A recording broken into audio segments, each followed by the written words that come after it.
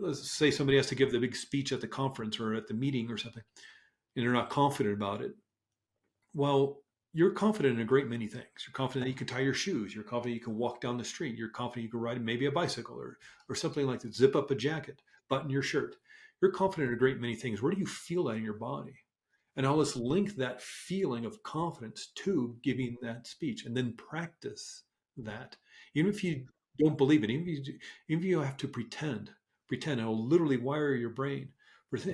Now, part of the issue is if I hand you a glass of water, Lisa, and put a teaspoon of dirt in there, and then put 2 teaspoons of sugar, it's still a glass full of dirt, Still muddy water.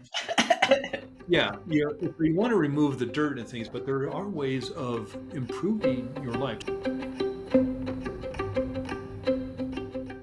Hello and welcome back to Healing and Growing Hand in Hand podcast. I'm your host, Lisa Tickle, and our guest today is Craig Meriwether. He is a certified clinical hypnotherapist, and I'll let him explain more about that.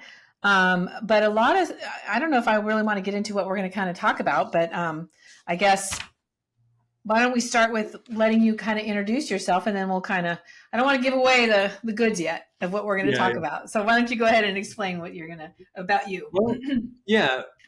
I like coming on to shows like yours, Lisa. And first, thank you for the invitation. I've been looking forward to this for a while because I appreciate what you talk about, the vulnerability that you offer to people, because this is tough stuff. There's a lot of hurt and pain people are dealing with, and why I like coming on this show, because there's a lot of misconceptions, and we'll get into a lot of that probably with our time together here. But there's a lot of misconceptions, a lot of myths, and it's unfortunate because this is such an extraordinary healing modality. And like a lot of people in the healing realms, whether you're a talk therapist or EDMR or any of these kind of healing modalities, I became a hypnotherapist because it helped me. I was struggling a lot in my teenage years with depression and anxiety, and this is in the 1980s. So not only is there no internet, they don't even have the medications. The Prozacs and the SSRI drugs; those aren't coming out till the late 1990s. So there wasn't much going on other than talk therapy and whatever book you could find at the bookstore or the library. And of course, a teenager, you're probably not going to do either. Right. And I really just lived with it like an uncomfortable coat. Ooh. And because you don't know any better. Right. How do you explain color to a blind person? Yeah. It's just like this, I guess, is the way it is. I guess this is how everybody feels. Yeah. And, I saw my mom struggle with depression and anxiety. We even talked about it. And whether it's a genetic thing or mirroring what I saw in the home, I was struggling with it too. And it was really the birth of my son, or, when my wife told me she was pregnant, I was like, okay, I really got to get my life together, because I just settled into it. Yeah. I'm just like, I guess this is the way it's going to be. Why would I think it to be different? Right. And I really got a jolt of, some people call that coming to Jesus moment, where it's just like, okay, I got to get it together. Yeah. If nothing else, for the sake of my son, because again, whether it's genetic or, a nature or nurture thing, there's a good chance he's going to struggle with it, whether his genes get triggered or he's watching me or his grandmother or whatever. Right. So what if there are tools out there? And this is 2001, so the internet's out there. Of course, there's so much more information and books and research. And so I just education. And diving in. And, of course, there's life and there's work and there's a baby on the way. And so it was a little bit of off and on and a trial and error on what was working for me. But one of the things I tried was hypnotherapy, because I'd read these books or the articles or the blog posts, and they always have these bullet points that so if you really want to change your life, try this, this, this, and this. And they'd usually be different except for one. There was always a constant. It was always hypnotherapy. If you want to change your life, do hypnotherapy. I thought, well, every single book and article and blog post and whatever is saying hypnotherapy will work. I thought, okay, well, let's try this. And I did, it really helped me.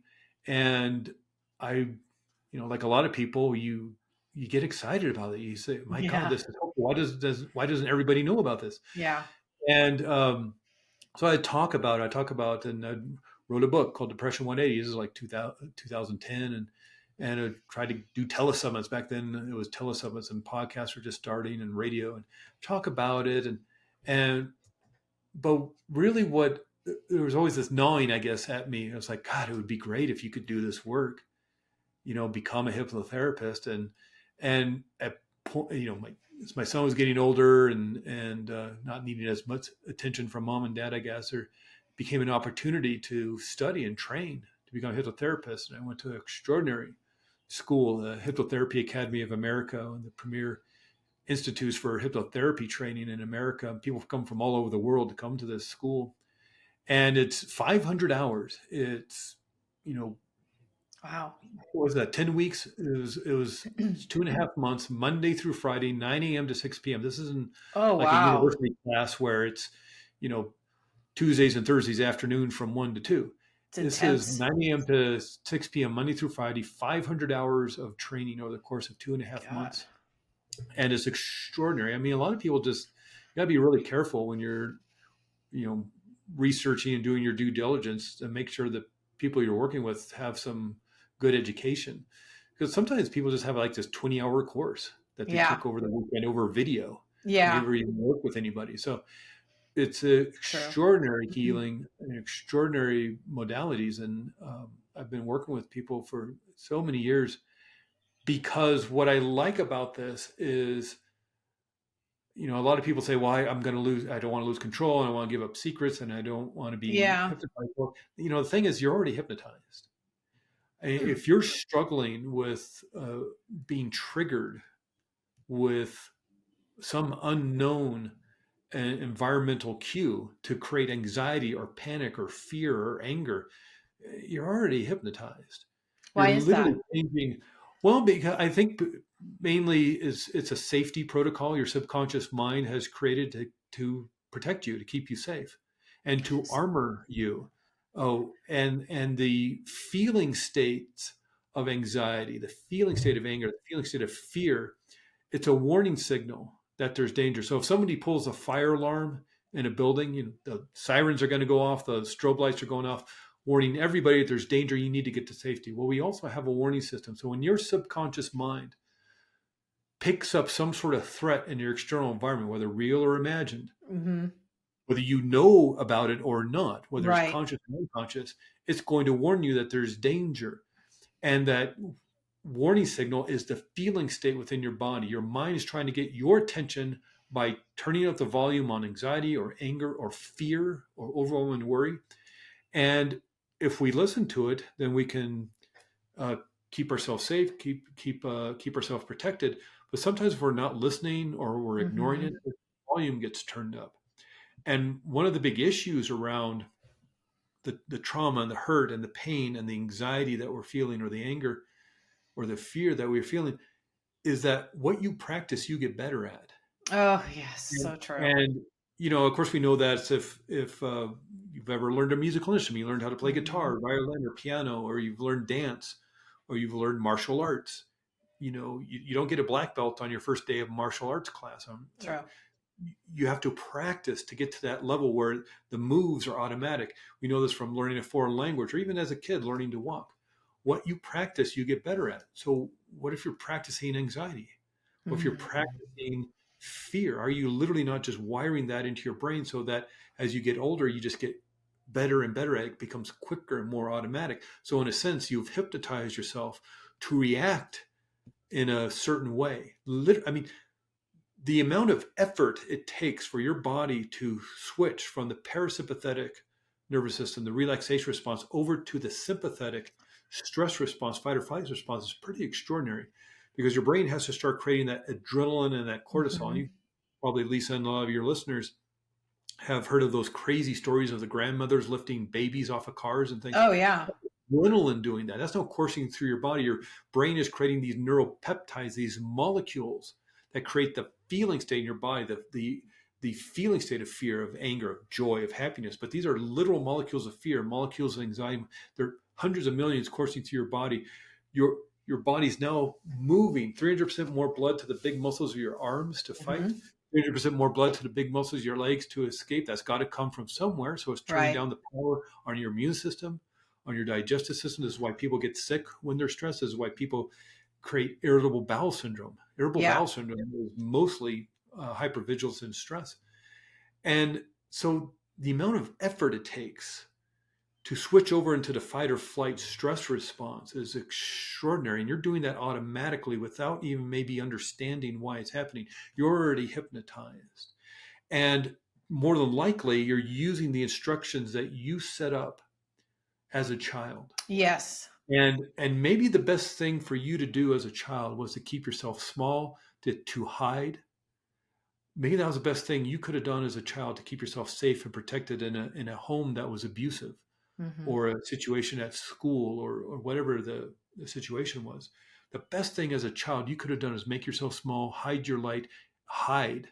But that's not going to work when you're an adult. Yeah. But if you haven't changed the instructions, why would anything change? Right. It's computer code. If you're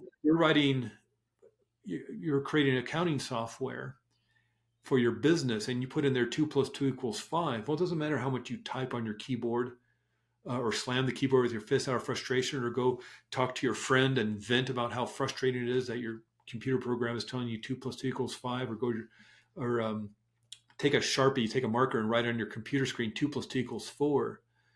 It's not until you go into that computer code, find the issue, there's, 2 plus, well, that's weird. And then you can amend it, erase it, edit it, whatever you need to do, and then write in 2 + 2 = 4, press save, and now your equations equal out. And that's what therapeutic hypnosis helps you do. I'm not here to fix anybody. And hypnotherapy in itself doesn't fix anybody. You fix yourself. Right. What Dr. Irving Kirsch he defines hypnotherapy as a non-deceptive placebo. And, I'm sure, Lisa, you and most of your listeners have heard of the placebo effect. Whenever there's any sort of research going on, let's say a pharmaceutical company is doing research on high blood pressure medication, they have to have the control group who is taking the sugar pill, taking the fake medicine, because they know mind will heal the body. They have to literally account for that in their research. And so they're tricking you into healing yourself. Here's the pill. It looks exactly like the real medication, only there's no healing value in it. There's no healing potential in it, because they're trying to trick you into healing yourself. So if they're doing this high blood pressure medication trial, 30% of the people in the getting the sugar pill get better. That means 30% are healing themselves through mind. So let's say 40% that are getting the real medication get better.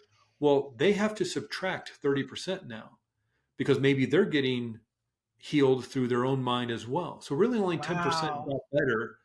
And that's good enough for them. They'll put it on the market at $50 a pill. But nobody's showing anybody how to. Well, yeah, but more people got better through mind than taking that actual medication. But there's no huge $1 billion windfall in showing people how to. You can't patent somebody's mind. You can't copyright somebody's subconscious mind or healing potential. So it's like, but we can make a pill, and insurance will cover that. Yeah. And so it gets frustrating, because you have the ability to do this. Everybody does. And as we were talking before you hit the record button, it's like there's a lot of misconceptions. And again, it's frustrating because there's this perception that you lose control. Well, I don't know. It sounds like to me you're already out of control. That's a good point. Not to kick people in the stomach, but it's just like, true. Are you not literally subconsciously, without your awareness, creating this physical response of stress and anxiety and overwhelm and fear to maybe something you're not even aware of why it's happening? And so it's sort of like if somebody's working they're at their job, and let's say they're the head of the marketing department, they're in their office, and next door, Bill and Fred, the two accountants, do their arguing bit. Oh my God, they're arguing again, and their raised voices are happening because the numbers aren't adding up, and as you're hearing this through the walls of your office, you have nothing to do with the accounting department, you're marketing. And everybody else is kind of rolling their eyes. Oh, here's Bill and Fred once again arguing about the end of the month numbers, and they're chuckling and just having a good time about it. You're feeling really fearful and intense and small because maybe there's raised voices in your home growing up.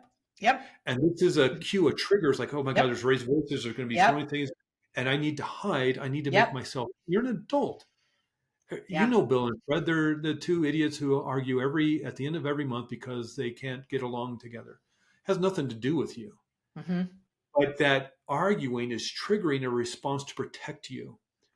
Because you're somewhere in your subconscious mind, there's a protocol, like when there are raised voices, that is dangerous. And probably was dangerous when you were a kid. And again, the best thing you probably could have done to keep yourself safe in a very extraordinarily unsafe situation was to hide or make yourself small or find, go to the neighbor's house or whatever, be quiet. But now you're an adult and you know that situation has nothing to do with you. It's just Bill and Fred. But to you, the way you keep yourself safe is to feel that fear. And even though it has nothing to do with you, you're being triggered unconsciously. Mm-hmm. And so you asked me before, what does that mean? You've hypnotized yourself. It's like, well, you've just hypnotized not just, but over time, through trying to keep yourself safe and protected, using the instructions maybe set up by a child who is hurting, unconsciously, you have hypnotized yourself. When you hear raised voices, maybe in the supermarket or a restaurant or a bar or something, you react unconsciously to literally change your physiology. And so if you can do that, why not do that on purpose? A non-deceptive placebo. Why don't you use mind to help heal yourself? And the best way to do that is therapeutic hypnosis. This is not talk therapy. What I find when people come to me, because we're usually last on the list of when people are seeking help, we're usually last on the list because of those misconceptions and mess. And finally, it's just you have no more hope. This is it. And you've done the years and years of talk therapy. You've done all the other kind of modalities, and you're still hurt. You're still hurting. You're still in pain. If somebody's saying, "Well, I try hypnotherapy," it's like, fine, I'll do it. I'm hurting so much. I'll even do this weird thing of hypnotherapy. And not to say it's that easy or that simple, but it's you healing you. And I think with a lot of these other modalities, to say, not to put talk therapists on blast, or throw them under the bus, but I think a lot of people go to a talk therapist because they want them to heal them. They want them to tell them what is wrong because they don't know. It's all unconscious. I don't remember. I don't know what it is. I don't know why I feel like this. Please tell me what is wrong with me and tell me how to fix it. And then you're there for 2-3 years, 80, 90, 100 sessions, and you're still hurting.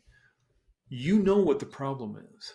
And even if that's not conscious, it's within your subconscious. Because again, that's a lot of effort to move you into the stress response or into fear, or into anger. That's a lot of change within your brain and your body. You know why you're doing it, maybe not consciously. And that's where I think people get tripped up in talk therapy. You're talking about issues that are not the core issue. But you know what the core issue is, even if it happened decades ago, because that's what your subconscious mind is trying to protect you from.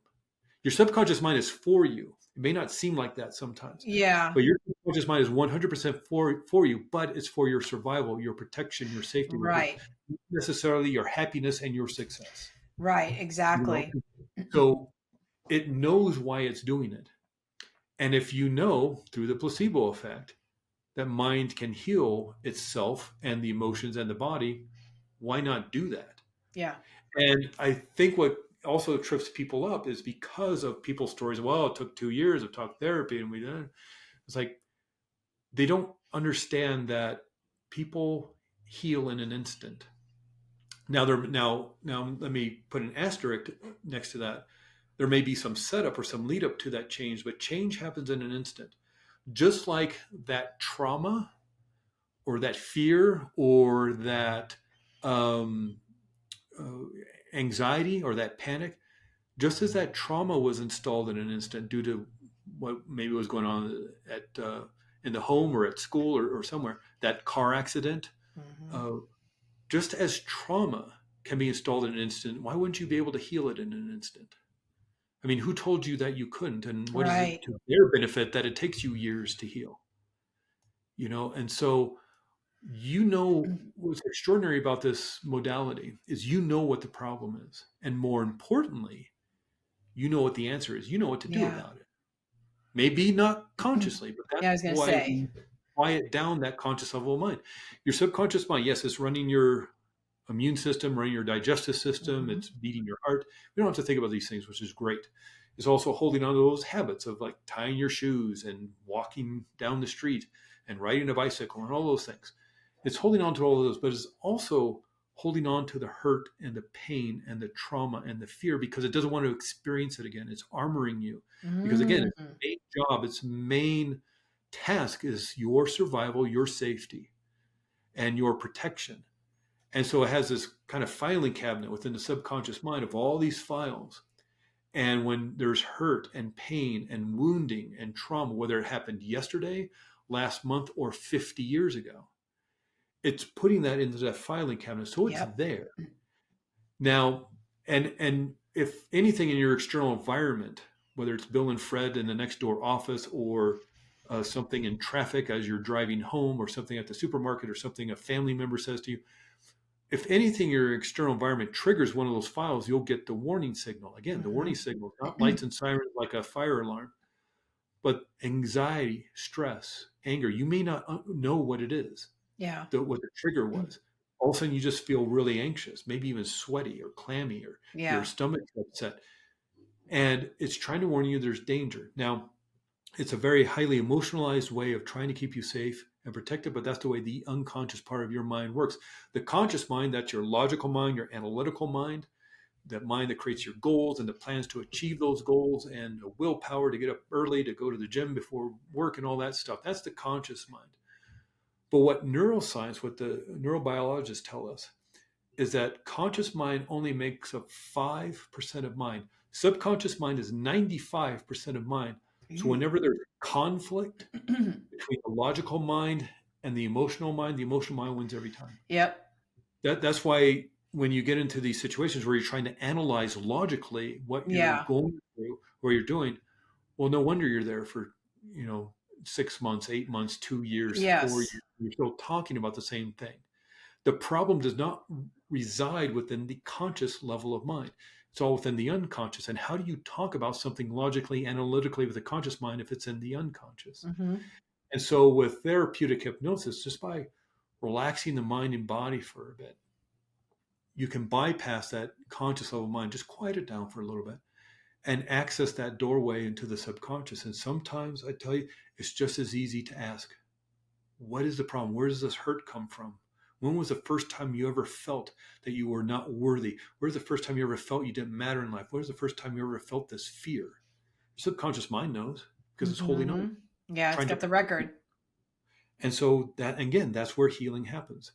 Healing happens within an instant. Again, there may be maybe there's 50 years of lead up to that healing when you finally said, I've had enough. I've had enough of holding on to this armor and protecting myself in this way. It's time to change it. Great, let's change it then. And so that's why with hypnotherapy, generally what I tell people, typically I'm working with people 3 or 4 times. Yeah, sometimes I work with people 1 time and that's all we needed to do. Sometimes it's 8 times. But this isn't some ongoing issue around, week after week talking about the same thing over and over again.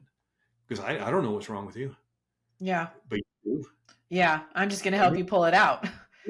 Yeah. And this isn't like we're going to create amnesia either. You want to keep the wisdom and the knowledge. It's not like we're going to wipey your memory or something. Yeah. You want to keep the wisdom and the knowledge and the understanding and the learning, positive or negative, from that situation or circumstance. We want to remember a hot pot will burn our hand on a stove. You just don't want to keep the pain anymore, right? We want to remember that, it's like something very obvious, driving drunk is going to get you in a lot of trouble. Okay, you want to remember that. You want to wipe that from memory. So we want to keep these things that will keep us safe, but just how How about letting go of the hurt and the pain? Again, that's just computer code. Right. So let's change the computer. You're the one who, and this can sound harsh, and I don't mean it to sound harsh, but that trauma you installed, that hurt and that pain you're feeling, that anxiety or that fear, you did that. And again, I don't want that to sound harsh or sound like I'm blaming the victim or saying it was your fault. It was not your fault. It was just the way you coped with it. Yeah, this is even if this happened as a child unconsciously through a very traumatic experience, you're the one who installed those instructions. The reason I say this is because that becomes very empowering. Yes. Because if you're the one who did that, then you're the one who can change it. Exactly. Not me, not you, Lisa, not anybody else, not anybody. You can do this. Right. And there are times when you want to look outside of yourself for healing. Massage therapist. My God, I love getting a massage. Or, if I break my leg, if I'm in a car accident, take me to the emergency room. If my appendix is about to burst, don't take me to a hypnotherapist. Yeah. Take me to the emergency room. Right. But if there's some hurt and pain, even some physical issues, yes, can be helped through hypnotherapy. Not just because I'm saying so or because I have anecdotal evidence. The research is out there. Mm-hmm. There was a research study that was just done whenever people are hearing this, but in 2023, a research study came out, and I believe it was in Frontiers of Psychology. But I'll send a link to you, Lisa, and you can put it up on the show notes. But Frontiers in Psychology, that journal, did a meta study, 20-year research meta study, meaning they didn't do the actual research. They looked at other people's work.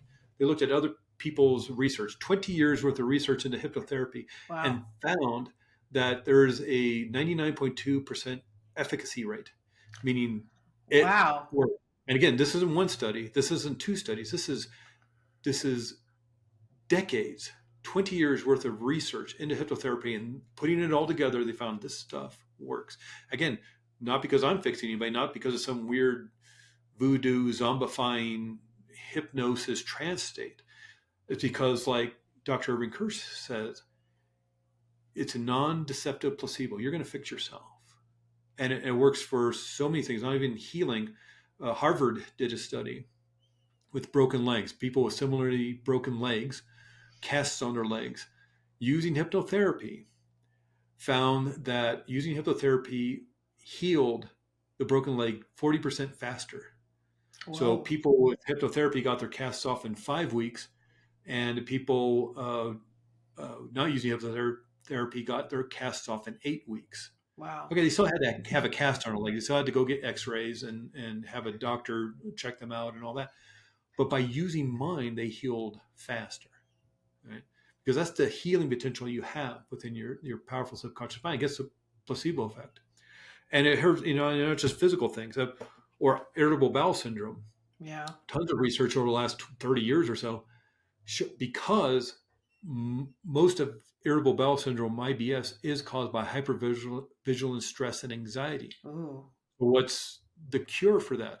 Well, moving your nervous system out of the sympathetic and back over the parasympathetic. One of the great ways to do that, hypnotherapy.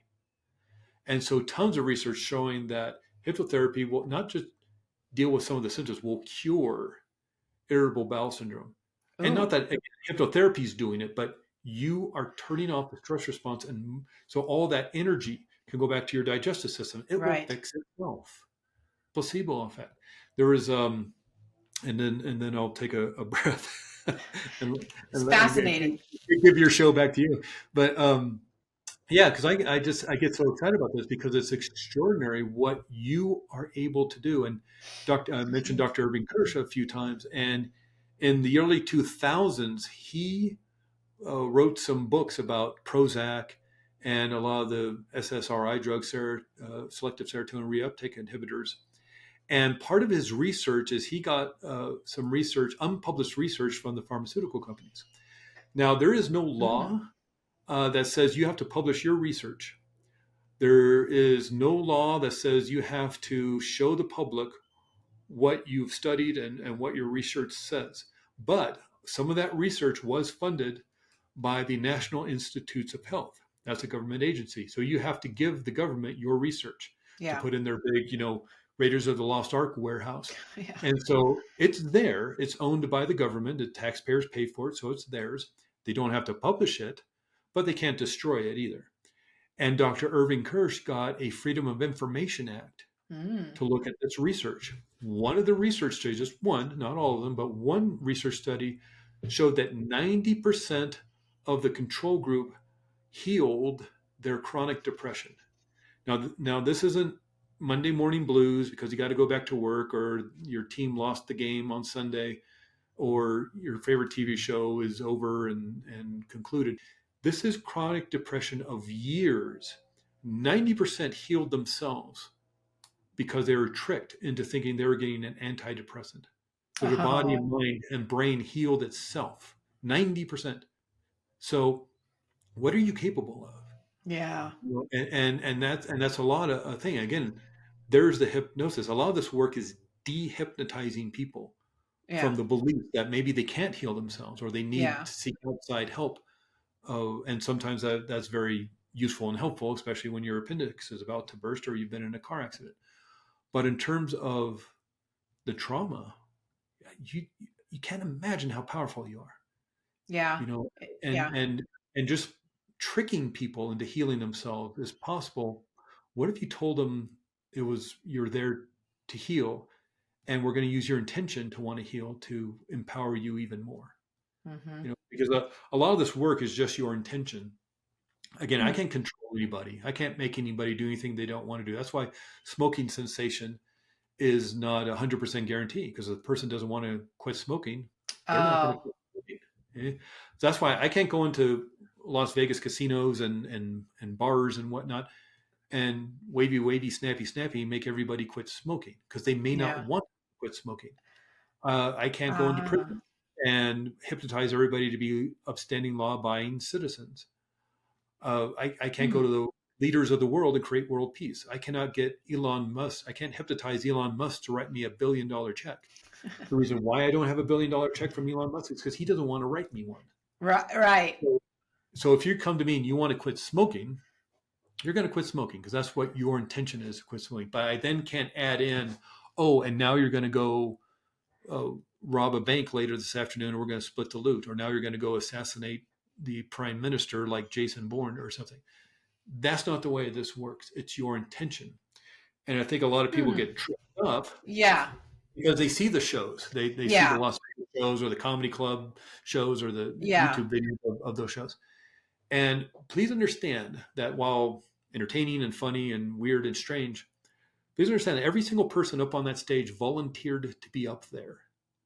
They want to be up there. Why? I don't know. I don't want to be up there. I'm sure, Lisa, you don't want to be up there. Probably most of the people watching and listening don't want to do that kind of stuff. But there are people up there, and they sing like Elvis Presley. They dance like Michael Jackson. They bark like dogs and cluck like chickens and all that kind of thing. Pretend they're on a roller coaster. Why? Because they want to. Okay. They're extroverts. They're exhibitionists. They want to entertain. They want a funny video to put on Instagram or TikTok. They want to act silly in front of their friends. They just want to have a good time. Yeah. Now, remember, everybody who goes to one of those shows paid for their ticket, sat down in their seat, and a bunch of them raised their hands or jumped up and down and waved their hands to volunteer to go up on that stage. And so what's their intention? Their intention is to entertain. Their intention is to have fun. And look at them afterwards. Big smile on their face. Why? Because they had the time of their life. Yeah. And people some of those Las Vegas shows, those are like $80. Yeah. We're not talking Elton John or Celine Dion money, but it's like, some of those, hypnotist shows and comedy club shows are like $80. So the hypnotist has to put on a good show. They're not going to pull somebody up there who doesn't want to be there. That's true. Doesn't want to do it, or is trying to trick the hypnotist. I'll show you can't help me. That's not going to make for a good show. So they're going to be off if they do trick them into getting up on stage, they're going to be off stage pretty quick. Because those are the ones that, because I've been to a few of those, and it's the people that can't get hypnotized are the ones that are messing with them, or the ones that don't have the intention. Yeah, who don't want to do it. Yeah, and there'll be little exercises to weed out the people who can't or don't want to. Now, it's not that they can't; it's just that they don't want to. And like they'll maybe do something with the whole audience, and who who felt that they went deep and wants to come up on stage, bring up on stage, and they'll start doing a little exercise like, I want everybody to close their hands and put their hands together in their prayer position and pretend they're pulling their hands apart, but they can't because they're glued shut. And it's super glued shut, and you try, and everybody's trying to pull their hands apart, and they can't, except that one person that goes like this, and he pulls their hands apart. They're off the stage. They're not going to be a good candidate for the show. Yeah. And this person the hypnotist has to put on a good show. Mm-hmm. And so they're going to weed out everybody who's trying to trick them or not do it. And in terms of like not being able to be hypnotized, it's not a thing of like you can or you can't. It's do you want to or not want to? Because really all it is brainwave state. And we're being influenced all the time. True. Wine tastes better poured from a heavier bottle. Medication works better if it's expensive and is branded. It works better if it's oval shaped, and the best colors to use are pink and green. Blue works best as a tranquilizer, except for in Italian men. And the reason why they think blue tranquilizers works for everybody in the entire world except Italian men is because one of the soccer teams, one of the football teams, is called the Azure. And Azure means blue in Italian. Gosh. And so all their jerseys, all the flags, all the banners, all the decorative cups and everything are blue. And so it hypes them up because it's their soccer team, it's their football team. And so blue does not work with Italian men. And so it's just you're being there's ways of influencing you all the time, and it's happening. There was a extraordinary research study that these researchers hired actors to go into a park. I don't know if it's Central Park, but one of these big, huge parks where people are just hanging out and sitting on benches and things like that. And what these actors would do, they were holding a cup of coffee, and they'd come up and sit on the bench, and they'd turn to the person and say, hey, can you hold my coffee for a minute? I got to text my mom or something. And so, I'll hold your coffee. And they'd fish out their phone, text, and they're, okay, thanks, grab their coffee and walk off. Half the people held hot coffee. The other half held iced coffee. About a half an hour later, a researcher would come up with a clipboard without referencing the coffee or anything, just come randomly, seemed like it was random. It's like, hey, I want to ask you a couple questions. Here's a $20 bill. If you read these 3 paragraphs and answer 2 questions, you can have this $20. It'll take you about 2 minutes. And most of the people did it. And the questions referred to the main character in the paragraphs of the story, the 3 paragraphs. And it was about the character traits and the attributes of the character. The people who held the iced coffee, 81% of them felt that the main character was cold and not very welcoming and closed off. The people who held the hot coffee, 80% of them felt that the person was warm and engaging. It's the same story, the same 3 paragraphs. You think that your perceptions are your own and you're not being influenced by everything. And that's just, holding either iced coffee or a warm coffee. So if you're doing a meeting and you want people to like you, serve them hot beverage before. Serve them coffee, serve them tea, serve them hot cider. They will find you more warm and engaging. And so we're all hypnotized. We're all being influenced in this way all the time. Marketers know that. Commercials know that. News certainly knows that. Politicians certainly know that.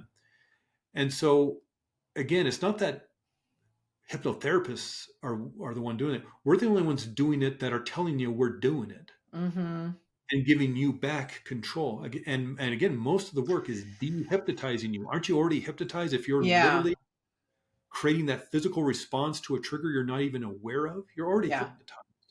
And so it's not that you can't do it. You obviously can. It's not that you can't heal yourself with your mind. Of course you can. It's a placebo effect. So, everybody can do it.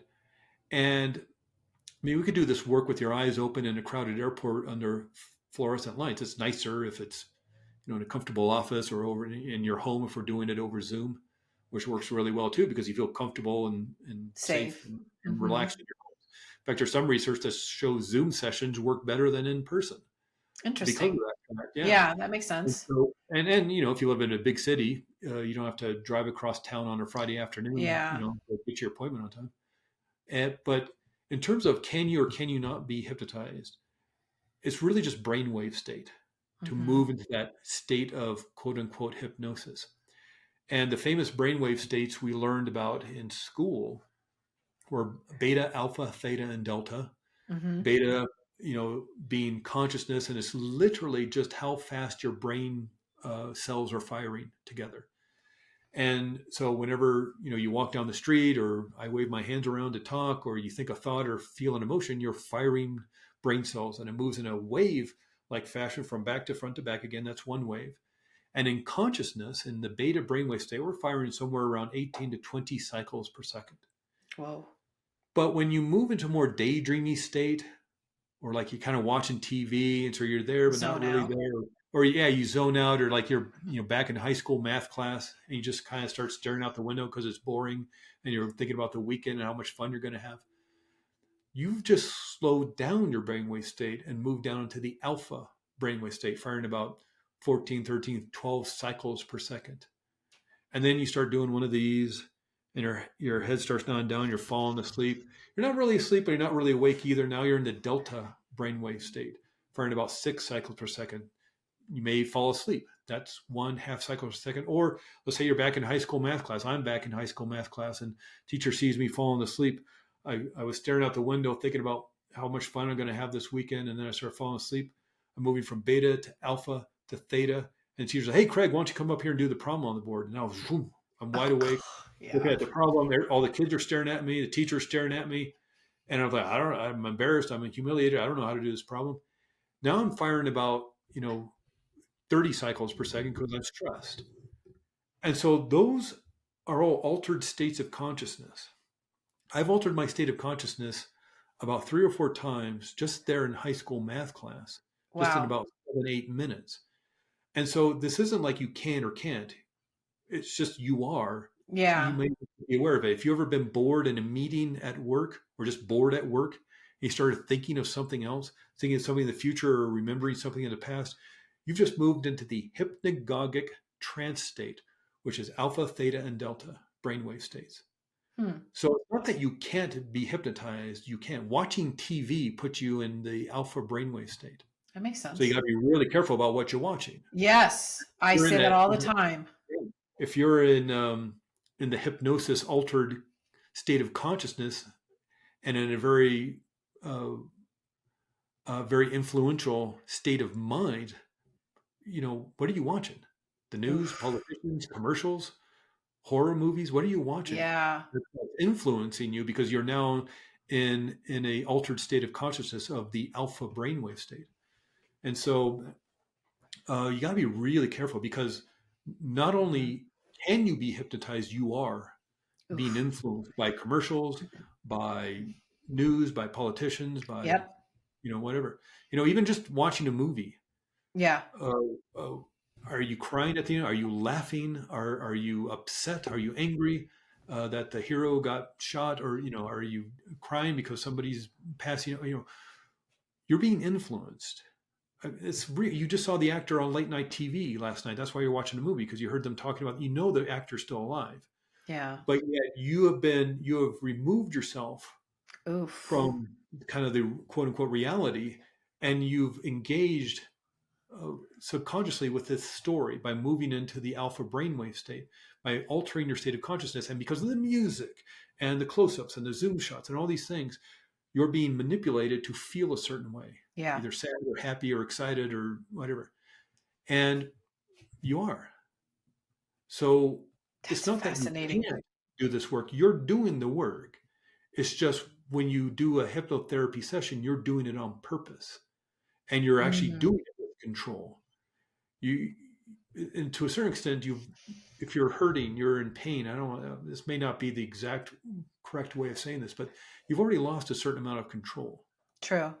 Because you're allowing this hurt and pain to influence how you feel or how you move through the world. Yeah. I mean, there's people with agoraphobia who won't leave their house. They're so afraid. And so you're already hypnotized. You're already allowing the unconscious mind to influence your behavior. So why don't you take control of it? And what's the best way to do that? Is therapeutic hypnosis. I'm so glad you explained this, because I don't know a lot about hypnotherapy. I know some, and it's fascinating because my first thought is, it's scary and it's someone else controlling your mind. That's always been my understanding, is that I'm opening up my mind and I'm making it available for you to help me kind of change it around.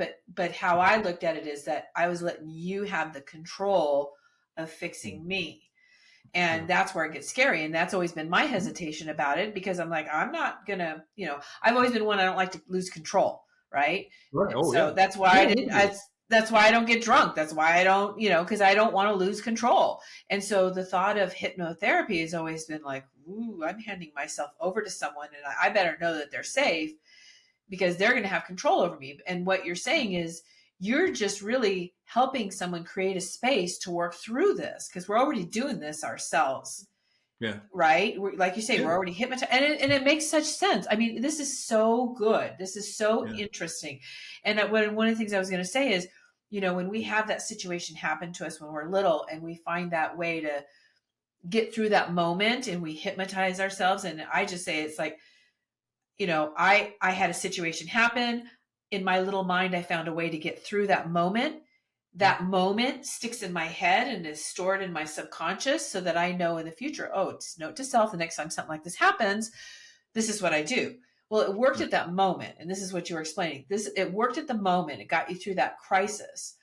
But then it gets stored in our subconscious, and we go into adult life, and another situation, and this has happened to me so many times, and recently too, a situation comes up where my brain, not me, but my brain interprets it like, we're going back to that 5-year-old in that situation. Remember that, way you resolved it then. And we try to use that now, and it doesn't work. Right. Yeah. Yeah. It's just like Bill and Fred, the accountants, arguing in the next office. Yes.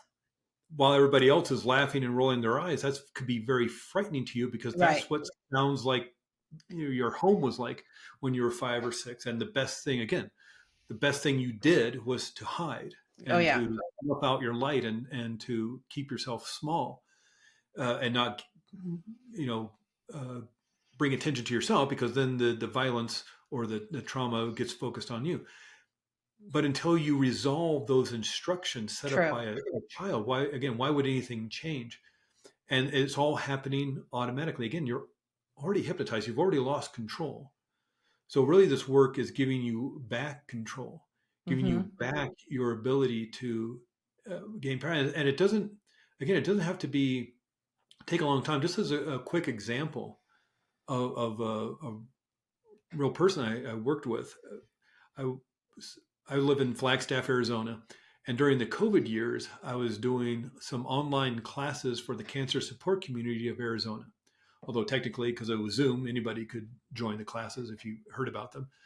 But we're doing we do series of classes on pain control, healing acceleration, and immune system boosting. And you get like 10, 12, 15 people in during these classes, and all over Zoom. And during one of the series of classes, there was an older woman. I'm guessing she was in her 70s. And she went to the first 2 classes. They're about an hour long. And there's not much time with 15 people to chit chat or get to know anybody. People come to classes and then they have to go about their lives. But on the 3rd class, I'm there, setting up the Zoom class, and she logs in a bit early. And so we're just chit chatting about life and things. And she asked me if hypnotherapy works with procrastination. I was like, yeah, that's a mindset issue. That's a belief issue, that even though this thing is beneficial to you, whether it's getting your homework done or getting that report done for work or whatever the situation is, it will be beneficial to you. There's some fear around moving forward with that. It's a mindset issue. So yeah, hypnotherapy can work with that, because you know why you're doing it, maybe not consciously, but unconsciously, you know why you're moving away from that issue.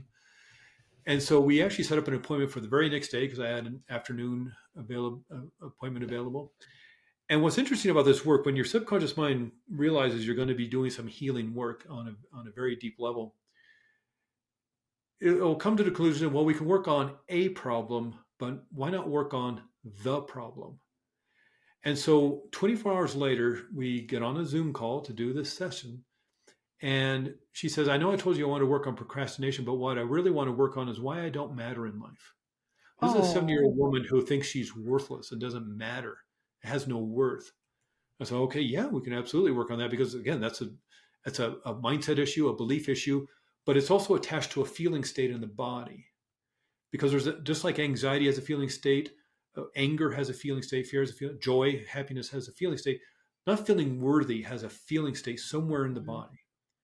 And so in the process we're going to do, we're going to go back to the very first time you ever felt worthless, that you didn't matter in life. You know what it is, maybe not consciously, but this is what you're trying to protect yourself from. And or you're using the feeling state of not being worthy or mattering in life to protect you from putting yourself out there in the world, or whatever the situation is. You know what it is because you're doing it. You're literally changing your physiology to warn you with this feeling state. So in the deeper work we're doing during that one-on-one session, we do a regression back to the first time she ever felt it, to heal that situation. 10 down to 1, I'm counting down. On 1, I want you to tell me where you are and what the situation is that made you feel you weren't worthy or you didn't matter in life. She says, I'm standing up in my crib and my father's screaming at me because I won't stop crying. Oh. Now, I don't know, standing up in your crib, that's what, maybe 12 months old, 14 months old. And if she's 70-ish years old, this was a few years ago too, but he's 70 years old, that's what, maybe the late 1950s, early 1960s, and maybe men aren't exactly trained on how to be nurturing fathers back then. Maybe dad was just not the best person in the world. But whatever the situation is, there's a baby crying in need of some help. Here's a father who's having a bad day, a bad week, a bad life, maybe just not the nicest person in the world. Mom's out of the house. He doesn't know what to do. And in his frustration and his anger and his just wanting some peace and quiet, thinks the best thing to do is just to yell louder than the baby and tell the baby to shut up. Now, in that instant, the child has to justify why this is happening. Here's this person who's supposed to protect her, love her, nurture her, and this person's screaming at her. That's terrifying for a baby, for a little child. And so the subconscious mind is trying to justify why this is happening. And in her subconscious mind, she's decided that, well, I guess the reason this is happening is I don't matter in life. The things I do don't matter. My hurt, my pain does not matter. My tears do not matter. I am worthless. Is that true? Of course, that's not true. But that's the instructions that were installed in that instant. And she held on to that for some 70 years until one day she's decided to let it go. Healing happens in an instant. Oh, bless her heart. And that situation healed during that session. I never saw her again. And I check up with people, and she would check up on me over the course of a year or so. So every few months, was, hey, how are you doing? How are you? Perfect. Things are great. Things are amazing. She feels so good about herself and in her life. Because healing happens in an instant. It maybe took her some 60, 70 years to get to that point where it was time to heal and take off that uncomfortable jacket or that armor. But she healed in an instant. So she had basically like 2 or 3 generalized group sessions over topics that had nothing to do with her hurt and pain control, healing acceleration, physical pain control, healing acceleration, immune system, and then 1 solo session. That was it. That's how powerful you. And again, I didn't do anything. I don't know what her problem is. Yeah. And how long in talk therapy? Again, not to put talk therapists on, right? But how long in talk therapy was it going to take her to get back to being 12 months old, 14 months old? And so that's the difference between what we're doing here and there. Hypnotherapy is an extraordinary modality. And in fact, I'm sure many of you, Lisa, and many of your watchers and listeners know of Sigmund Freud. And Sigmund Freud, the father of analytical psychology, he was actually a hypnotherapist. In Vienna, back in the late 1800s, there was 2 schools of hypnotherapy. He was at one of them. And the issue with Sigmund Freud is he had a speech impediment. And as you can tell from me, just with doing this interview and a conversation with you, Lisa, I talk a lot. And a hypnotherapist will talk a lot because, you get to a session, it's like, and we'll have talked beforehand over a phone call, a consultation call, and have an intake form. So I know what you're working about. I'll get a little more detail, a little more nuance about what it is you're looking to heal. And then there's the induction, there's the deepening, there's the actual deep healing work. Maybe there's regression work, there's visualization work, there's suggestions and new instructions to create a positive mindset. And then there's the bringing the person out, and then there's checking in and making sure okay. And certainly don't want to get somebody in a trance state back in their car and on the highway. So you talk to them. Yeah. So there's a lot of talking for a hypnotherapist. If you have a speech impediment, that's not going to go very well for you. Yeah. And he was also a little frustrated that and peeved to a certain extent that people would walk into a hypnotherapist office with a problem and walk out without the problem. Because he wanted to dive in and say, well, where's the darkness? Where's the shadow? Why is this happening? Let's analyze the situation on why it's there and who put it there and what. And so he started developing analytical psychology. He literally called it talk therapy. And not that he was talking, the other person was doing all the talking. Mm-hmm. And you probably may have seen the pictures of the drawings. He would sit behind the person and write his notes. And they're very interesting. Let's come back next week and talk some more. And what he said about this new type of therapy is talk therapy. What he said it was not a poor man's therapy, because it was going to take hundreds and hundreds of hours. And just to put it out there, when he was developing his theories about analytical psychology and talk therapy and all this, he was high on cocaine. And he was taking, and he was a cocaine addict for a lot of his life. When we saw some of the issues going on with it, he stopped. But you can take a tour of his office in Vienna. Go see famous Sigmund Freud's office in Vienna. Take a tour of it, and there's still vials of pharmaceutical grade cocaine on his shelf. Oh, geez. And so this is where this. And again, it's not to put talk therapists on blast. There's some great, wonderful, amazing healing people who do extraordinary work. I think everybody should have a coach in their life, whether it's I agree. for business or relationships or certainly sports or music or whatever you want to do, martial arts, whatever you want to do, you should have a coach in your life. Yep.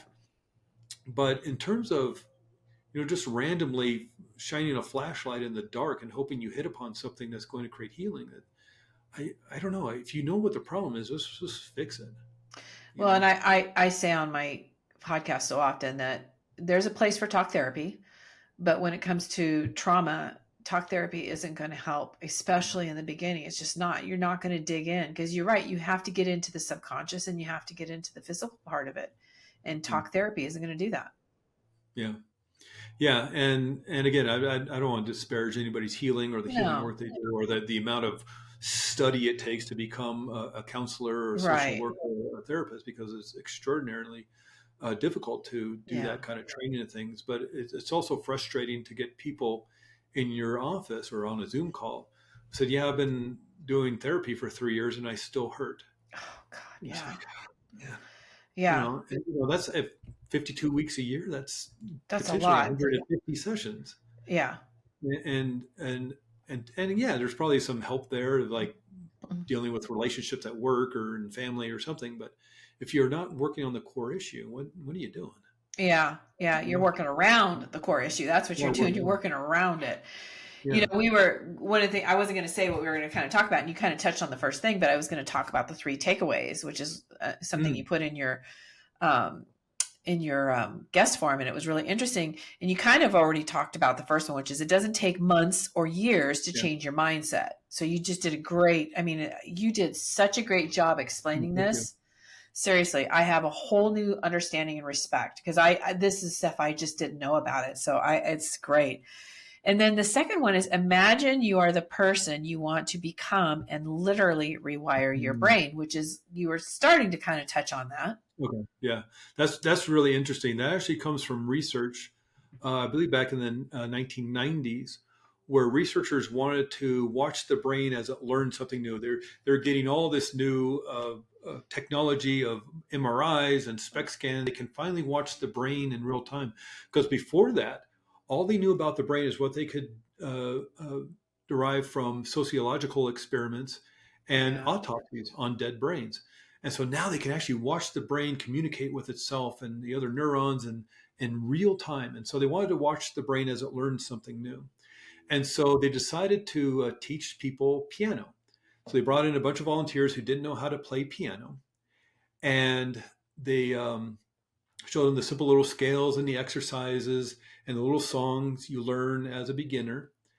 They also had the control group, because when you want to publish something, you have to have that control group. So they didn't do anything. And so at the end of the research study, they can show here's a brain that didn't do anything, didn't learn anything new. Here's a brain that's learning piano. What are the differences? Compare and contrast. They had a third group who played piano but didn't learn anything. They just randomly went over the keys just without learning anything, just like playing notes for an hour and nothing else. But what's extraordinary is they had a fourth group who only pretended to learn piano. And so they brought them in, they showed them the simple little scales and the exercises and the little songs you learn as a beginner. But instead of sitting at the piano, they went over, sat down on the couch or the recliner, and they only pretended. They just daydreamed. They only imagined that they were playing the piano. And so at the end of this week, a week or two, they looked at everybody's brains. Of course, the control group, nothing changed. They didn't learn anything new. They didn't do anything different. So of course their brains don't change. So no big mystery there. The group that actually played the piano, they worked the keys with their fingers. They did the exercises and the scales. They heard the music, the little songs with their ears. They read the sheet music with their eyes. They developed a new neural pathway in the part of the brain for music and learning. Of course they did. They're learning music. Of course they're going to rewire their brain and change their brain. The group who only randomly just played keys on the piano, they didn't learn anything. So nothing changed in their brain. They didn't learn anything. They didn't do anything new. They just randomly playing nothing. But what's extraordinary is the group who only pretended to play. They didn't touch the piano. They didn't hear any music. They didn't see any sheet music. The group who only pretended to play piano also developed the same neural network in the same part of the brain for music. It looked like they were playing the piano, even though they never touched one. And so if you don't have the confidence, you don't have the joy, you don't have the happiness, you can have it. It may be as simple as pretending you do. You know, if you're not confident in something, let's say somebody has to give the big speech at the conference or at the meeting or something, and they're not confident about it. Well, you're confident in a great many things. You're confident that you can tie your shoes. You're confident you can walk down the street. You're confident you can ride maybe a bicycle or something like that. Zip up a jacket, button your shirt. You're confident in a great many things. Where do you feel that in your body? And I'll just link that feeling of confidence to giving that speech and then practice that. Even if you don't believe it, even if you have to pretend, it'll literally wire your brain. Now, part of the issue is if I hand you a glass of water, Lisa, and put a teaspoon of dirt in there, and then put 2 teaspoons of sugar, it's still a glass full of dirt, Still muddy water. So you want to remove the dirt and things, but there are ways of improving your life. Just because you remove the trauma and the hurt and the pain doesn't automatically fill you full of joy and happiness. Maybe it does. But it doesn't necessarily mean that that's what's going to fill you up. So practice that. And is it almost like a fake it till you make it? Is that where that saying kind of came from?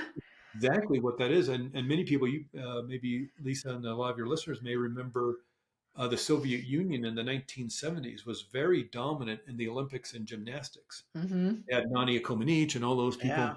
They would win the gold, silver, and bronze. They'd win all the world championships, and nobody could figure out what they were doing differently than everybody else in the world to be so dominant in gymnastics.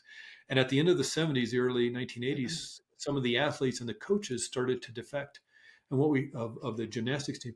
And what we found out is that the gymnastics team was spending at least 50% of their time in mental rehearsral. Whoa, so I didn't know that. They would get on the mat and they would, there's books written about this in the early 80s. Wow. They would let's say they're doing the mat. They would practice, of course, the jumps and the twists and the turns and the tumbles and all that stuff to the music, whatever they're doing. And then after a day of practicing, they would sit on the couch, they sit on the recliner, close their eyes and do it again and do it again. And maybe they're doing it regular speed, maybe they're doing it slow motion, maybe they're doing the last 30 seconds, maybe they're doing the parallel bars or the uneven bars or whatever, and they're doing the last 30 seconds of the dismount. But they're doing that. Now we know why that worked. That's interesting. Because they're literally wiring that into their heads. And this becomes very, very concerning, and maybe is the right way to say this. It becomes very concerning because what if you're practicing failure? What if you have to give that speech at that conference next month and you're seeing yourself stumbling over your words, your PowerPoint's upside down, people are laughing and rolling their eyes, and it gets bigger and bigger. They're throwing rotten tomatoes at you. They're chasing you off the stage. What if you're practicing failure? What if you're practicing not being the best person you can be? Are you not literally wiring that into your brains? And so of all the things to do in your life, if you could practice just being the person you want to be, even just for 5-6 minutes at a time, practice having all the health and the vitality and the energy and the happiness and the joy and the confidence and the success and the abundance and the gratitude, whatever it is you want, you can have it. It just may take it wiring that into your brain. Yeah. But this is why, as we get older, they tell you to, in retirement age, and you're getting into your 70s and 80s, they learn chess, learn dance, learn a foreign language, whatever. They want to keep the brain, otherwise it's just stagnant. And so keep the brain active, and so learn joy, learn happiness, just like you're learning martial arts. You know what? And a story of mine just came to mind when you're sharing this, and I know that what you're saying is true in my life. I've shared this story before on the podcast. I'll share it real quick again because it's definitely relevant to this. So a couple of years ago, my husband had a really serious health scare, and it was really serious. And I remember, I don't know which night it was when he was in the hospital, the second night or something, and it was a little scary. I remember I was at home, and my brain automatically started going down that dark road, and it started going to a really dark road. And I'm not in that place in my life anymore. So I really felt it. I was really aware of what was going on in my head and certainly how it was making me feel. And I was panicking. I was probably pretty close to having a panic attack. Yeah. And I knew in that moment I needed to switch this up because this is not working for me. And first thing I did actually is I went in the bedroom and I turned on a meditation, and I did that because I was just so amped up, and I knew I had to first get myself calm. So I got myself calm with the meditation so I could think a little more clearly. When I was done with the meditation, I did doze for probably a couple of minutes. And when I woke up, what came to me is, okay, now start thinking about what you want it to look like. Yeah. And I literally spent days focusing on what I want this to look like. And you know what? It worked. Yeah. Yeah. It's extraordinary. I highly recommend this book to everybody if you want to dive in deeper into what Lisa was just talking about. It's called The Field by Lynn McTaggart.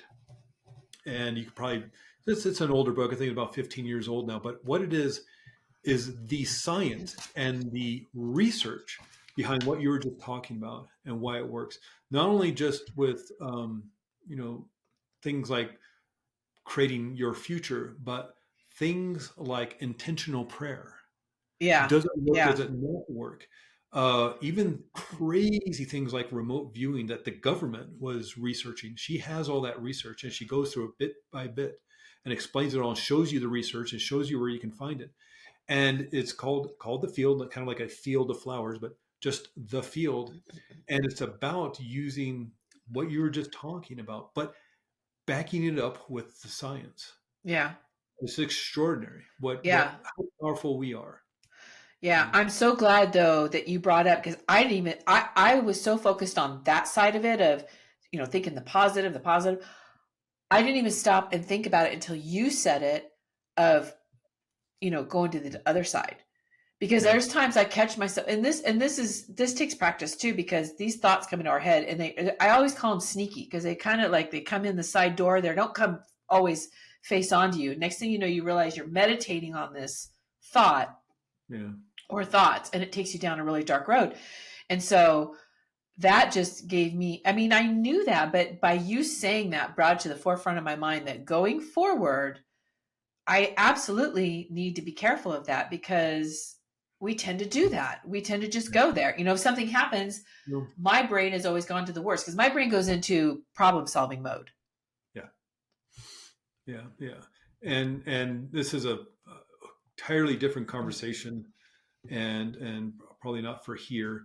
but you got to watch what you're putting into your system. Not only just the food you put in your system. Of course, we all know that. You just can't eat pizza and drink beer and eat cake and pie. You're going to destroy your health. But it's like, what are you putting in to your mind and Yeah. your soul, even if I may use that word? Uh, what news are you watching? What Yeah. information comes to you? Because and again, this is a whole different conversation. It's like, I'm with you isn't though. it in their best interest to keep us in fear and to Yeah. divide us? And so, Yeah. are they doing that? How are they doing it? This is where you need to watch that influence and who's trying to control you and what is it to their benefit that they do control. Yeah. And so that's what's when you start watching this stuff, whether it's the TV shows or the movies or the podcasts or what are you feeding into your brain and how does it make you feel? Yeah. If you're in this Music is that way constant, too. yeah. Oh yeah, definitely. Music Um, can take me to tears, and music mhm, can take me to being full on pissed off. I've yeah. experienced it, and everything in between. And again, isn't that not hypnotizing yourself? Right.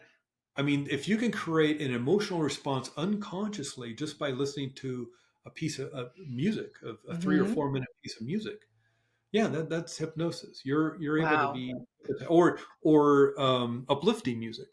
Right. Certainly before why there was that movie with Tony Robbins that I Am Not Your Guru. Of course, he's playing the uplifting music, and it's like, oh, Tony Robbins is coming out, and he's going to play exciting music, and he puts himself in a state to run out on stage, and he's doing that because he wants to manipulate the emotional Right.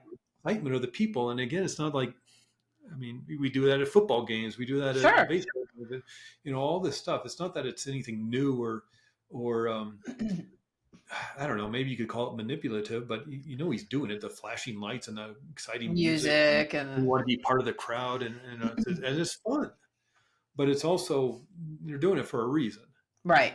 and so what else are people doing for a reason and why? And Yeah. so, again, it's like that thing. It's like a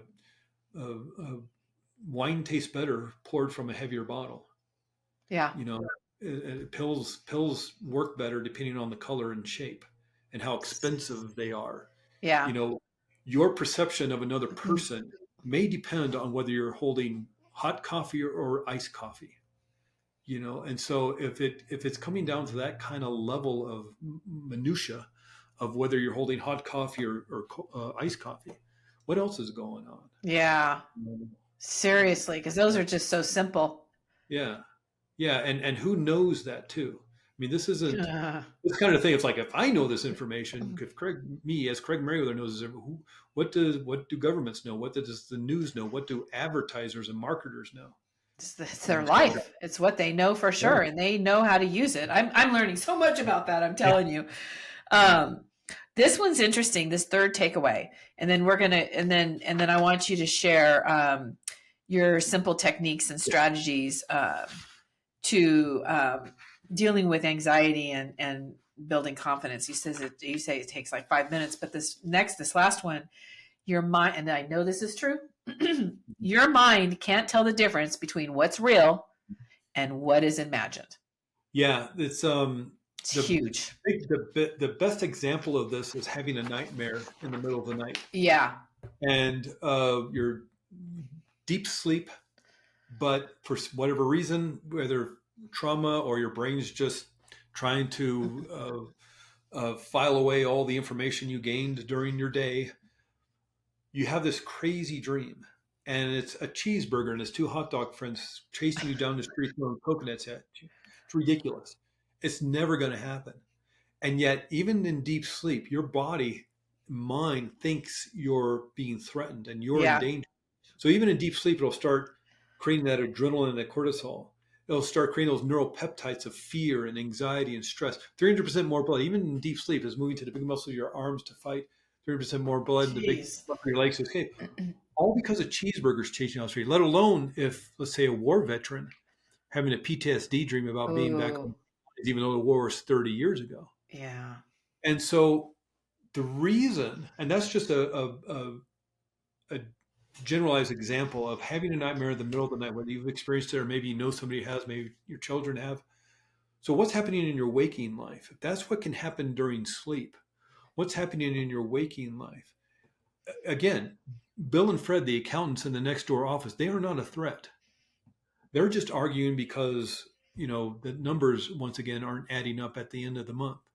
It's not a threat to you. And yet it's imagined within your powerful part of the unconscious mind because of the triggers of the raised voices or the yelling or the whatever.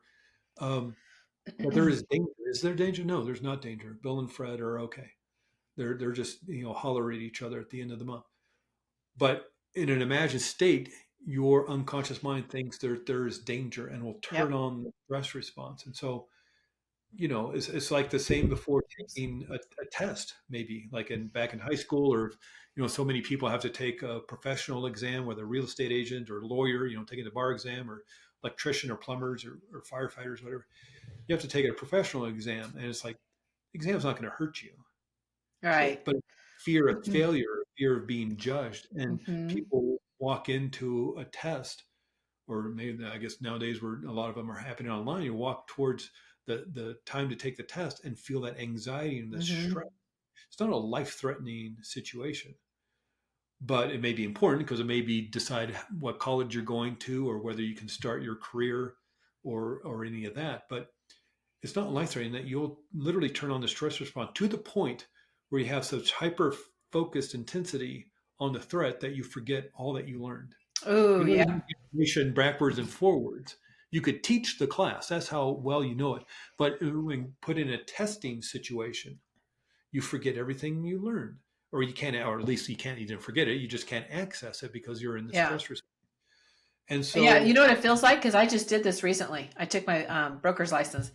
And what it feels like is you're getting squeezed so hard. The pressure is so hard. It's squeezing all the education you had and all the knowledge you had out. And it's just blank.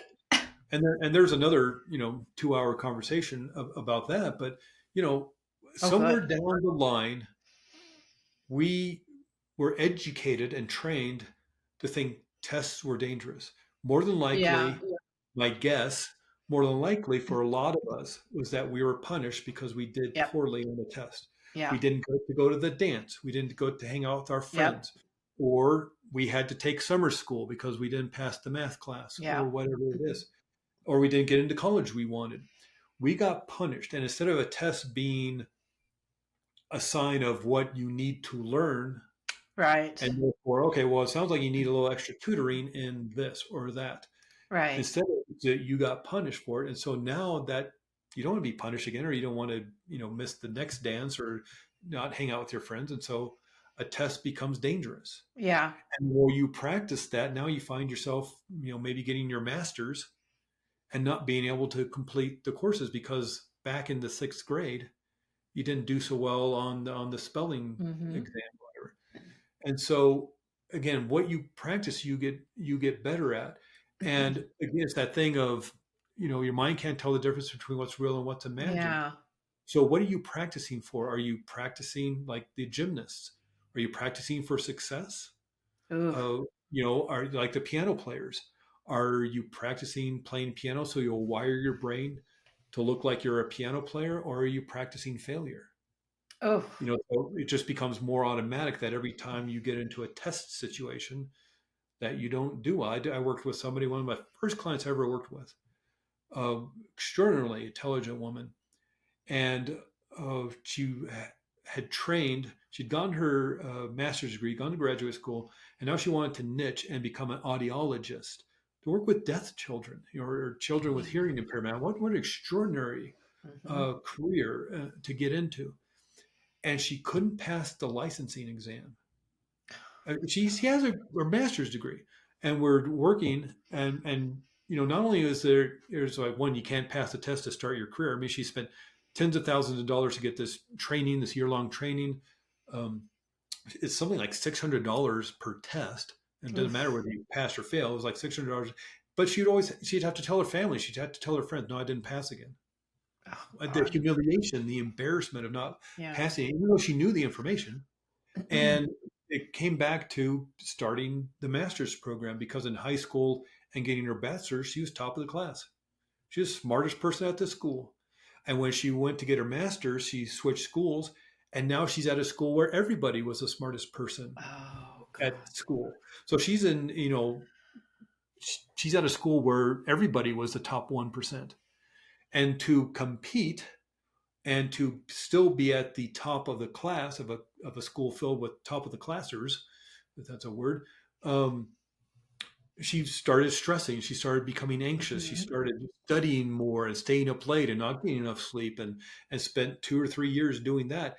And what you practice, you get better at. And so she walked out of school, not only with her master's degree, but with an extraordinarily wired in fear of tests.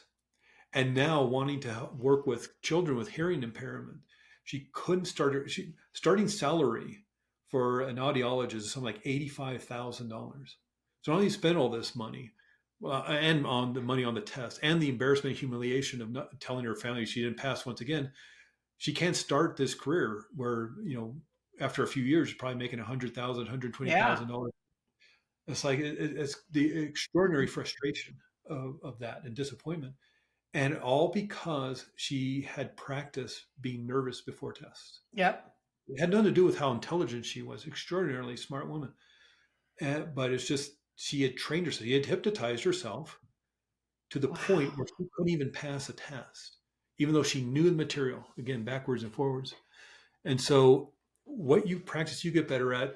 And it doesn't matter whether the threat is real or imagined, or whether you're, imagining success or failure. It's your body and mind thinks it's happening now. So even if you're trying to fall asleep, a lot of people sometimes when they're really stressed and anxious, they can't fall asleep, or they'll wake up after a couple of hours. And it's because as you're falling asleep, we have a tendency to ruminate about life. More likely somebody's fearing in the future, maybe having to give that speech at the big conference in a couple of months, or maybe remembering something that was fearful or traumatic, whether it happened last month or 50 years ago. And it's your mind trying to come up with scenarios to protect you. Sort of like an airline pilot, and they need to fly into London next week, and they've never been to Heathrow Airport. So what they're going to do is the pilot, she's going to get on a flight simulator and practice every scenario that could run into while flying into London. And so what if there's turbulence, bad turbulence over the Atlantic? What if they switch runways on the last minute? What if it's raining? What if it's in the dark?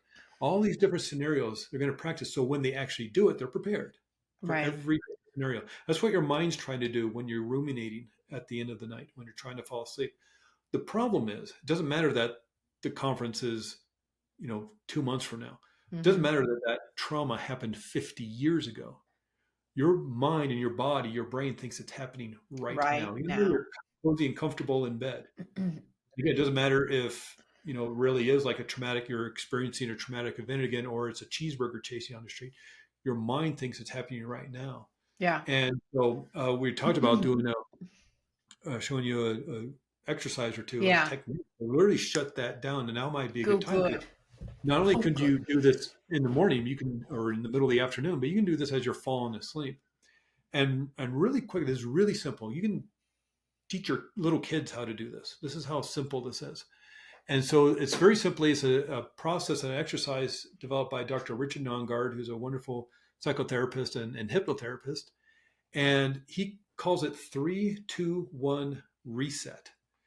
And the 3 is 3 slow, gentle, deep breaths. And it's a little annoying when you're feeling anxious or angry to have somebody tell you to take a deep breath. It's really not. But that is literally the best thing you can do, because what that does is resets your nervous system. And I'm talking about the big belly breaths into your abdomen, because when we're stressed, we just breathe into the top part of our lungs. And you've seen a lung in a picture or drawing. It's like narrow on the top and wider on the bottom. Well, if you're just breathing into the top part of your lungs, you're only taking in 1/10 of the amount of oxygen you can actually breathe in to your lungs. And so by breathing into your abdomen, you actually flatten out your diaphragm and get air into the bottom of your lungs. If you feel where your rib cage is, it's like 2 inches from your hip bones. The lungs are huge. Yeah. And so by breathing in, first off, one, you're using the entire lungs as they're meant to be used. They're that big for a reason. But your brain takes 20% of the oxygen you breathe in. So the more oxygen you can breathe in, the more nutrients, the more fuel, the more oxygen you can send to your brain for rational, calm thinking. So a big part of the issue with stress and anxiety is you're not fueling your brain, and it's shutting down because it doesn't have enough nutrients and fuel to operate at optimal levels. So deep breathing into your abdomen will send that oxygen. The other thing is we have the vagus nerve comes out of our brain. A lot of people have heard about that. A lot of talk and research coming out about the vagus nerve over the last 20 years or so. But we have all these nerves that come out of the back of our head attached to all parts of our body. Thing when you do touch that hot pot, signal goes up a nerve. You're touching a hot pot, let it go. Goes back down, you let it go. All within a millionth of a second. The 10th cranial nerve is the vagus nerve. Vagus is Latin for wanderer because it wanders all over the body. The vagus nerve attaches to the eyes, to the ears, muscles of your jaw, heads down past your vocal cords, attaches to your heart, lungs, and to your gut. The vagus nerve is a big part of the parasympathetic nervous system, the relaxation response, not the stress response, the sympathetic, but the parasympathetic relaxation response. It's attached to your lungs. By breathing slowly, gently, and as deeply as is comfortable for you, you stimulate the vagus nerve, therefore activate the parasympathetic. Okay. I've heard this before. This is it's fascinating how deeply you're explaining this. And the other thing, and just to add into this, a great way for just doing breathing, by breathing in deeply into your abdomen as much as you can until you feel you can't get into more air in, and then one more time, and then exhale out your mouth with an audible sigh or a hum or something. One, that feels awesome, but the vagus nerve goes past the vocal cords. As you vibrate the vocal cords, you stimulate the vagus nerve, therefore activate the parasympathetic. So you're doubling the activation of your parasympathetic by humming or singing. Yeah, like singing. I've heard humming and singing. Or oming if you're meditating. So if you're at a stoplight and you're feeling stressed or something, sing, or I guess you could sing while you're driving. So 3, 2, 1, reset. 3, slow, deep breaths in, exhaling out your mouth if it's appropriate and safe for you to do so. Hum or loudly sigh out. Then the 2 is what we're going to do is create bilateral stimulation. Now, when somebody's afraid, when somebody's panicked, when somebody is anxious, they're lighting up a part of the right side of the brain. Right? So the brain only has so much blood supply, oxygen, nutrients, fuel, energy. And so to light up this part of the brain, to feel that panic, to put you in that stress response, it has to vacuum it away, absorb it from these other parts of the brain. The other parts of these brain go dark and quiet. And so you're just anxious and afraid and fearful. So how do you undo that? Well, by forcing your body to move. And I don't mean force, but just move your body. So here's my little squeezy stress ball. And for the listeners, all I'm going to do is outstretch my arms into a T, like a cross. And then I'm going to pass this little squeezy ball from hand to hand in front of me. So I'm going to cross center points, basically the sternum. Right side of the brain controls the left side of the body. Left side of the brain controls the right side of the body. So by moving, I start operating in different parts of my brain. I need oxygen. I need fuel. I need a blood supply in order to do that. Where is it coming from? It's going to pull it away from that anxiety and that stress so I can start lighting up these other parts of the brain. Just moving your body, passing this ball in front of, and whatever it is, a pen, you can do it with a pen. I wouldn't do it with your phone or a glass or with a mug or anything. You don't want to pass anything that you might accidentally drop and break. But just just clap your hands in front of you. I don't know. But people may remember maybe back in high school, or maybe they've been at a meeting recently where they saw somebody drumming on their knees. Yeah. They're not hyper, they're not ADHD, they're not bored, they're nervous. And they're self-soothing themselves by doing bilateral stimulation. That left, right, left, right, left, right on their knees is bilateral stimulation. They're calming themselves down. They may just not know they're doing it. Walking, left foot, right foot, left foot, right foot. That's bilateral stimulation. That's why I think, personally, every talk therapy session should be done walking. Oh. Whether you're out in the park or, I don't know, you got two treadmills next to you or something. But especially guys don't need to look eye to eye and sit and talk about their feelings. No, they need to be out walking. And so, so anyway, there's that left foot, right foot. That's why they think that EDMR, that eye movement. Yeah, I've done it. That's why that works so well. Yeah. You're moving the eyes around. It's bilateral stimulation. Yep. Moving the other way. Now moving the other way. It's bilateral stimulation. So you're calming the brain down and your nervous system down while you're dealing with the traumatic event. Right. So 3, 2, 1 reset. 3 slow, gentle breaths in, humming if it's appropriate on the exhale out. 2, we're going to create bilateral stimulation, but what we're going to do is grab our shoulders. And so by grabbing our shoulders, you can squeeze your shoulders or give yourself a big hug or do the havening technique. And the havening technique is just one aspect of it, is rubbing your hands back and forth, up and down your shoulders. Now, you're doing this, you notice that this is nurturing, healing touch. This is a hug. And even though you're giving it to yourself, you're now changing your brain chemistry. If you were anxious and afraid and fearful, you had the hormones of adrenaline and cortisol being produced in your brain. By giving yourself a hug, this nurturing, healing touch is sending a signal through your nerves back up to your brain to start creating oxytocin, serotonin, and dopamine. You're literally hacking your brain. And we're going to supersize this by thinking of somebody to give a hug to. Here's that. Your mind can't tell the difference between what's real and what's imagined. So while the body is literally physically feeling this hug, even though you're giving it to yourself, and creating oxytocin, serotonin, and dopamine, the feel-good chemicals and feel-good neuropeptides in your brain, we're now going to light up the visual part of the brain and think of somebody you want to give a hug to. And it could be somebody in your life today, be a good friend, maybe a family member, a child, grandchild. It could be a pet, a dog, a cat, or maybe you kind of align yourself with a power animal, the lion or the eagle or the bear, the wolf or whatever. It could be somebody who's no longer with us.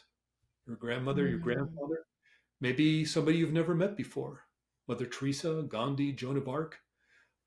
Doesn't matter, because your mind can't tell the difference between imagining hugging Mother Teresa or not. Or doing it. Obviously, you're not going to be able to do that if she passed away, but this is just a simple little exercise you do in 5 minutes. And so if it's safe for you to do so, let's practice this just for maybe a minute or so. But if it's safe for you to do so, meaning you're not driving a car or you're not supervising the kids around the swimming pool or you're cooking with fire, if it's safe for you to focus on this, please do so, and we'll do it together for a little bit. If not, clock where we are in the interview and come back to it. Yeah.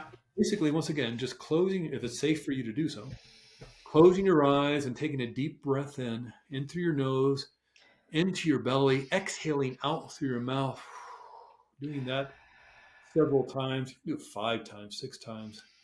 Just easy to remember. 3, 2, 1 reset. And when you're ready, just grab your shoulders.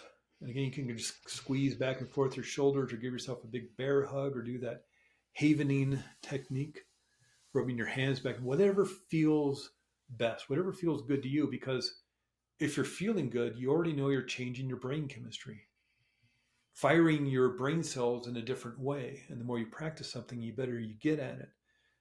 And then just bring into your imagination, just pretend while you're feeling this hug with your body, pretend you're hugging somebody you care for, or an animal, a pet, your dog, your cat, your parakeet. I know you probably wouldn't hug your parakeet, but you can imagine you are. So just pretend you're doing that. Your mind can't tell the difference between what's real and what's imagined.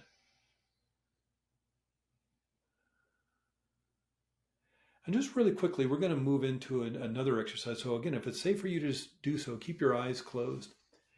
And if you'd like, you can put your hands back on your lap or on the arm of the chair, or wherever you may be. But I want to focus on your heart. We're going to move into an exercise called heart coherence, developed by an institute called Heart Math. because about 35 years ago, they discovered that there's 40,000 neurons in the heart, something like 10 trillion neurons in the brain. Okay, maybe that's not, maybe like 100 billion neurons in the brain, a million neurons in the gut, but there's 40,000 in the heart.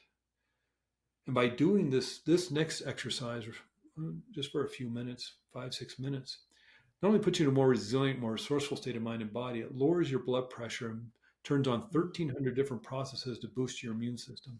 Oh. Because it's turning off the stress response, and all that energy goes back to your immune system. It turns up the volume on your immune system.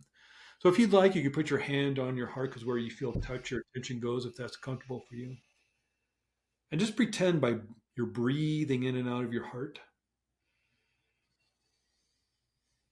And if you're a visual person, maybe you see your heart beating in your chest.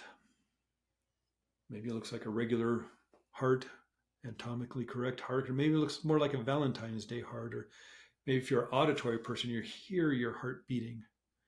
Or if you're a kinesthetic person, maybe you feel your heart beating in your chest. Feel the blood gently and smoothly moving throughout your body, bringing health and energy to all the places your blood nourishes. And with your imagination, bring in the feeling state of caring and compassion, whatever that means to you. If that's a color, what color is caring and compassion? Or is it more like an energy or a frequency, an energy wave? Or is it more of a sensation, a feeling, an emotion? Whatever the experience of caring and compassion, breathe it into your heart, and with every exhale, empower it and make it grow stronger. And notice that energy, that color expanding, so it forms this kind of energy field around your heart. And imagine out in front of you, once again, is somebody you care for, somebody you love, maybe a pet, a dog, a cat, somebody who's no longer with us, or maybe somebody you've never even met before but inspires you. Experience that person out in front of you, and from your heart, send them that caring and compassion. If that's a color, send them that color. If that's an energy or frequency or energy wave or a feeling or a sensation, just send it to them. Like from your heart, from your overflow, just send them all that caring compassion, sort of like they're wrapped in a big cozy blanket of this beautiful, amazing feeling of caring and compassion. Sort of like from the top of their head to their tips of their toes are in this warm, friendly cocoon of this amazing feeling, and it lights them up. Notice it merging into the very cells of their body. So they're lit up from the inside as well as the outside with caring and compassion from your heart. And then on top of that, using this foundation of caring and compassion, start bringing in things you're grateful about. Just listing one after the other. And it could be, maybe more of the smaller things, if you will, like a comfortable pair of shoes or a comfortable jacket, or maybe lunch you had with a friend, or maybe a big trip you took, a vacation you took, a piece of advice someone gave you, a book recommendation. Just start listing off all the things that come to mind that you're so grateful, so appreciative about, one after the other.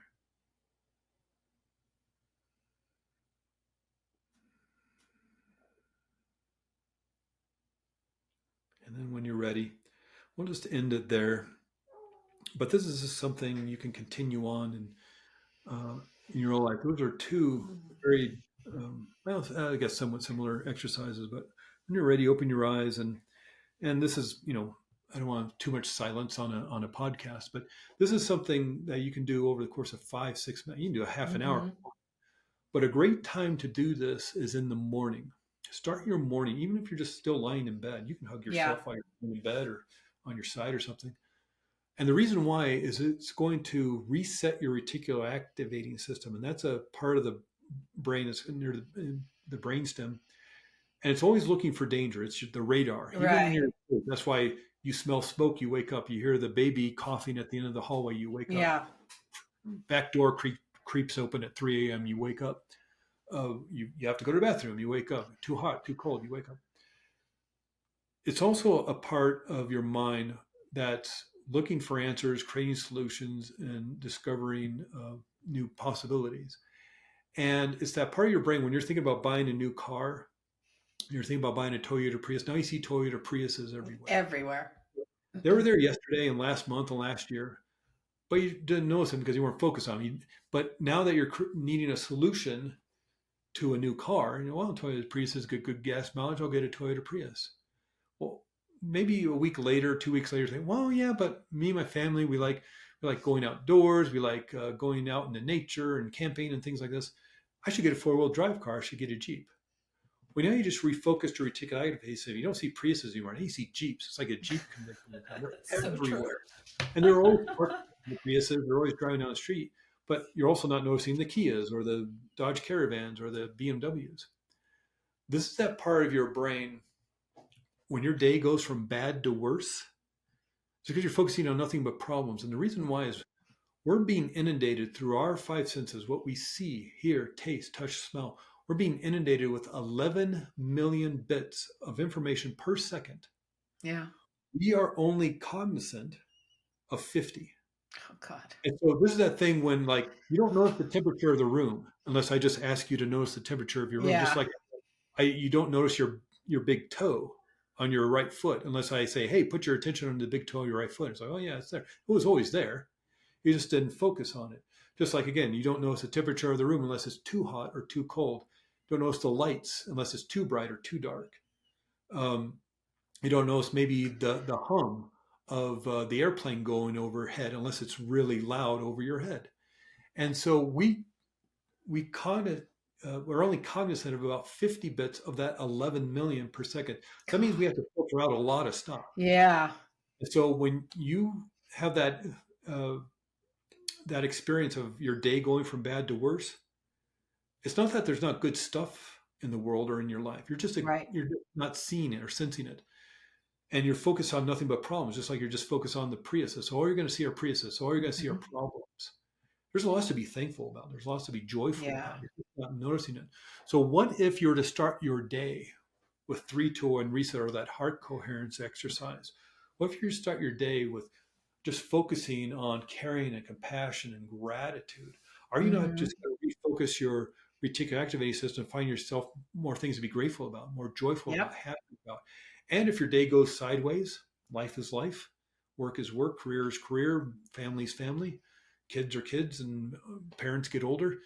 If your day goes sideways, reset yourself. It's 3-2-1 reset, not 3-2-1 do it once in your life as rainbows and unicorns. Do it over and over and over again. There's no terrible side effects, no bad side effects to resetting your nervous system and off the stress response.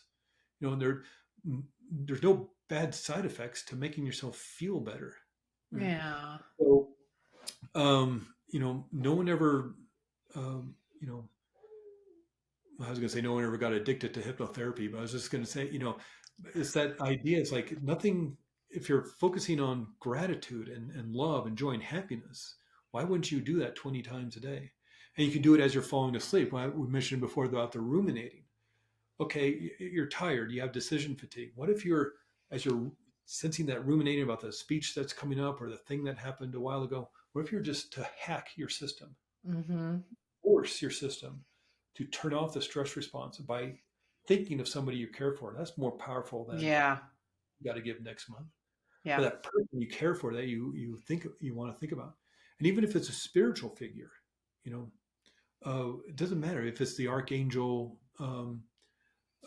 Michael or something, doesn't matter. Focus on what you like to focus on that's going to make you feel better. And so those are, one, do it any time of day and night, mornings, right before you fall asleep, but, also during the day. Again, either that 3-2-1 reset or heart coherence or merge them together like we did. But even if it's just one thing, what about that deep breathing and the humming? Yeah, the humming. And one more time. That in and of itself will be extraordinary in resetting your nervous system and adding in the hug, let alone thinking of somebody you want to give a hug to. Yeah. Pretty powerful. And it's, again, little kids can do that. Right? Yeah. You can teach your friends how to do this afternoon. That's how powerful this stuff is. It's not hard. That's No. what's so amazing about it, but also somewhat frustrating.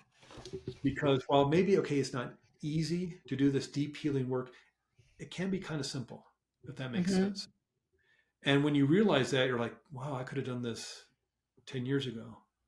Like, well, you might have been ready 10 years ago. Yeah, exactly. Healing happens in an instant, but maybe there's some setup or some more learning or something going on. Right. So this isn't to like give you ammunition to beat yourself up with. Exactly. You heal when you need to heal. And sometimes there's some learning and some setup. Sometimes that's 70 years for whatever reason. Yeah. But you can heal in an instant. And when it's time for you to do so, you can do it. And while, again, maybe healing deep trauma isn't easy, it can be simple. Again, I don't know if that's a somatic thing. No, you're right. You're right. And those, I call them like my aha moments, and where there's just that connection, and I am like, okay, I get it. And I can take myself in a different direction. Those are awesome. Yeah. And the thing is this, it's not faking yourself out, because again, it's like, well, you're pretending, so it's not real, or you're just making it up, or, you're only imagining. It's like, yeah, that's how. But your brain doesn't know that. Yeah. Aren't you doing that anyway? That hurt and pain happened 50 years ago. True. Aren't you just imagining and keeping yourself in this hypnotic trance state of hurt and pain? And so we're really not doing anything you're not doing already. We're just doing it on purpose. Sort of like what Dr. Irving says.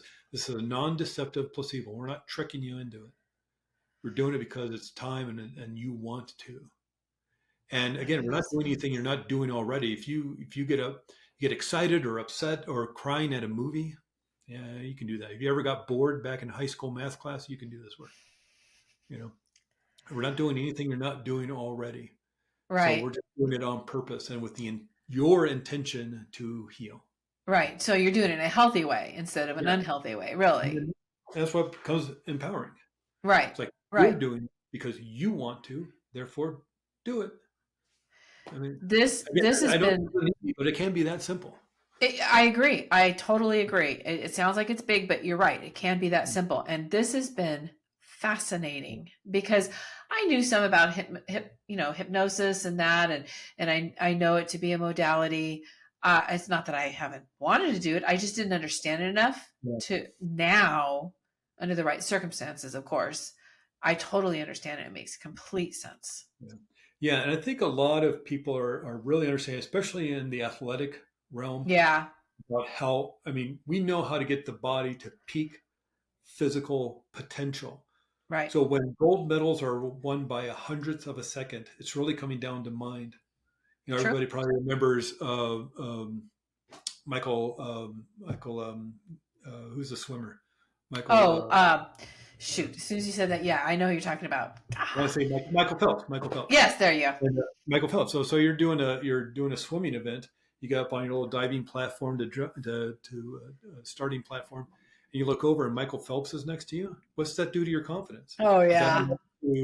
To have you come in fourth place, and and what's Michael Phelps thinking? Oh my God, I'm older and my shoulder's starting to hurt.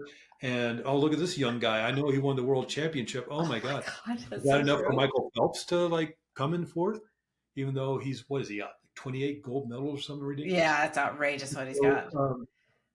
And so it's really just watching and becoming aware. Just that constant, and that's kind of the deal is with healing work and that joy and the happiness. There's a certain relentlessness to this work. Mm-hmm. Just like you don't get to go to a personal trainer and work out at the gym twice, and now you're just superhero body, Marvel movie ripped for the rest of your life. You're working out every day. We know this for our physical health. It's what you eat, it's what you drink, it's how you're working out, it's how you're exercising. It's relentless. You don't stop. You just keep doing it. But what about your emotional health and your mental health? Right. The Dalai Lama still meditates every day. The man is 90 years old. And, read his books. He talks about the anger and the sorrow and despair of what's going on in Tibet.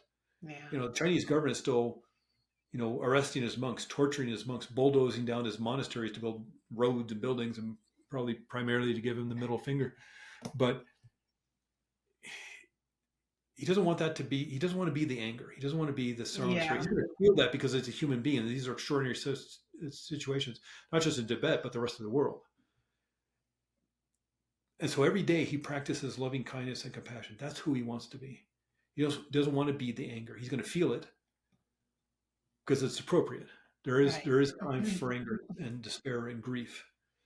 But he doesn't want that to be who he is. So every day at 90 years old still, he practices loving kindness and compassion. And you would think that if anybody was to have it down by now, you think it'd be that guy. Yeah. Well, he doesn't have a lot of the challenges most of us have. He's not married. He doesn't have any kids. He has a staff of people throughout his whole life since he was about 5 years old to meet his every want and need. And granted, he has great responsibility, but he doesn't have a lot of the challenges the rest of us have. Yeah. And yet every day he's there practicing. Bruce Lee was practicing martial arts the day before he died. A lot of your listeners, Lisa, maybe you too, remember Jack LaLanne. Mm-hmm. Oh, yeah. He had the Jack LaLanne gyms, and he had the juicer, and he was on the Merv Griffin show. And he was amazing. And he'd do those things where he'd, on his birthday, he'd pull those boats behind him, swimming across the lake with people in them, the rowboats. That guy was working out the day before he died at the age of 96. It's relentless. It's a practice. It's part of your lifestyle. Yeah. Yo-Yo Ma still practices the cello every day. The guy's masterful. If anybody was to kick back and just play Mozart at Carnegie Hall and phone it in, you could point to that guy, but he practices every day. So if you want the joy, the happiness, the confidence, the abundance, the success, the gratitude, whatever it is you're looking for, you can have it. Mm-hmm. There's a certain relentlessness to this work. And certainly all these therapies you talk about on your show are extraordinary, including talk therapy. And again, I apologize if I didn't mean to throw them under the bus or put them on. No, blast. I say the same thing. I say the same thing all the time. It's an extraordinarily healing work. And I think everybody should have a coach with whatever they're doing, that second pair of eyes. But there's a relentlessness to this. Just because you heal the trauma doesn't mean all of a sudden your every cell of your body is filled with joy and happiness. Maybe it will be, but if it's not, you need to practice. Yeah. And even if you have to pretend, I don't know what it is to be joyful. I had a horrible, childhood. I don't know what it is to be happy. Okay. Mm-hmm. What about pretending? Can you pretend that you're happy? Mm-hmm. Was there ever an incident like maybe your grandmother took you out to lunch, or your friend's family took you to Disneyland or something? Yeah. Anytime you felt happy, okay, let's lock into that. Yeah. Or what would you think happiness would feel like? What do you want it to feel like, right? Yeah. What do you want it to feel like? Pretend you're pretending, And again, it's just like, it can be that simple. And I don't know if that's easy, but it can be that simple. I agree. Yeah. Oh, Craig, this has been so good. I have truly a whole new understanding of this. I mean, like I said, I had an understanding before, but this is so much deeper, and I love it. And I think it is a great modality. You and I may be talking down the road, seriously, because I'm open to it. And, it is a journey, and I feel like, we don't cross that finish line until we take our last breath, and, but we can learn to manage ourselves and do all this and make our lives joyful and easier. That it can happen. It doesn't matter what age you're at, you can reach that. I mean, you had a 70-something-year-old woman that her life has changed. Yeah. And this isn't like kind of toot my own horn, but it's just to show you who can use these techniques. A month ago or so, I worked with a 9-year-old who had struggled with 2 years of chronic nightmares. To the fact that each parent had to take a turn sleeping with him in bed for 2 years. Done the talk therapy, done the things, this, that, the other thing. And she was getting a massage. I work at the massage and wellness clinic my wife runs. And she was getting a massage, and just he had this extraordinary nightmare. Again, 2 years of this, almost every night, he's having a screaming nightmare. and we have to sleep with him. I can't even sleep with my husband. My husband can't sleep with him because one of us is always in bed with him. And my wife was doing him, so I was like, well, why don't you go see Craig? I bet he could, the hypnotherapy can help. And so brought in this kid. Mom was in the room. 45 minutes, bing, bang, boom, we're done. Hasn't had nightmares since. Oh, what a relief. And again, it's not that I'm doing the work, but it's like we're training the child. And he was a Star Wars fan, so we used the imagery and the mythology of Star Wars, and a lot of that things, and put, he liked the Mandalorian TV show, and just kind of an example of how this works, especially with children. Children are great imaginations. Oh yeah. So okay, I want you pretend that if people know that show, they know that Baby Yoda put this force field around him like a ball-shaped force field. Okay, pretend you're doing that with Baby Yoda right in front of you, and now put Mandalorians on each side of your bed, above and below, and now let's run those nightmares. Have the ghouls and the monsters come at you and see what happens to them. Watch them get evaporated and dissipated. Watch the Mandalorians not even allow them to come close to you. And now run the, I forget, there was like different things. There was like monsters and aliens and all sorts. Like, let's run every scenario over and over and over again. And now let's run every one of them at the same time and watch what happens to them with those Mandalorians and that force field that's going to evaporate them. And I want to make sure that you're not done until all this is installed, complete, absolute, and permanent within your subconscious mind. And when you're done, open your eyes and walk out the door. Wait. Opens their eyes. Well, what do you do? I told you, if you're done, you're not leaving here until it's all healed. So if it's done, open up the door and walk out. You open up the door and walk down. Oh my God. That's hypnosis, like walking. I was talking to him in the lobby. I say, here's what we're going to do. And you're not going to walk out that door. You're not going to open up the door until it is healed. We don't leave here until this is done. He's like, okay. And so we got to the office door. I had to close my office door and say, I want to make sure. I don't like letting people in here unless they're willing to do the work. And so if you're ready to be done with this, only if you're ready to be done with this, open up the door and choose which seat you need to sit in. And so he opens up the door, walks in. There's 3 different seats, desk chair. There's the recliner, a regular kind of comfy chair. It's like, one of these chairs is the chair you need to sit on to heal this completely now. Which chair are you using? He picks the chair.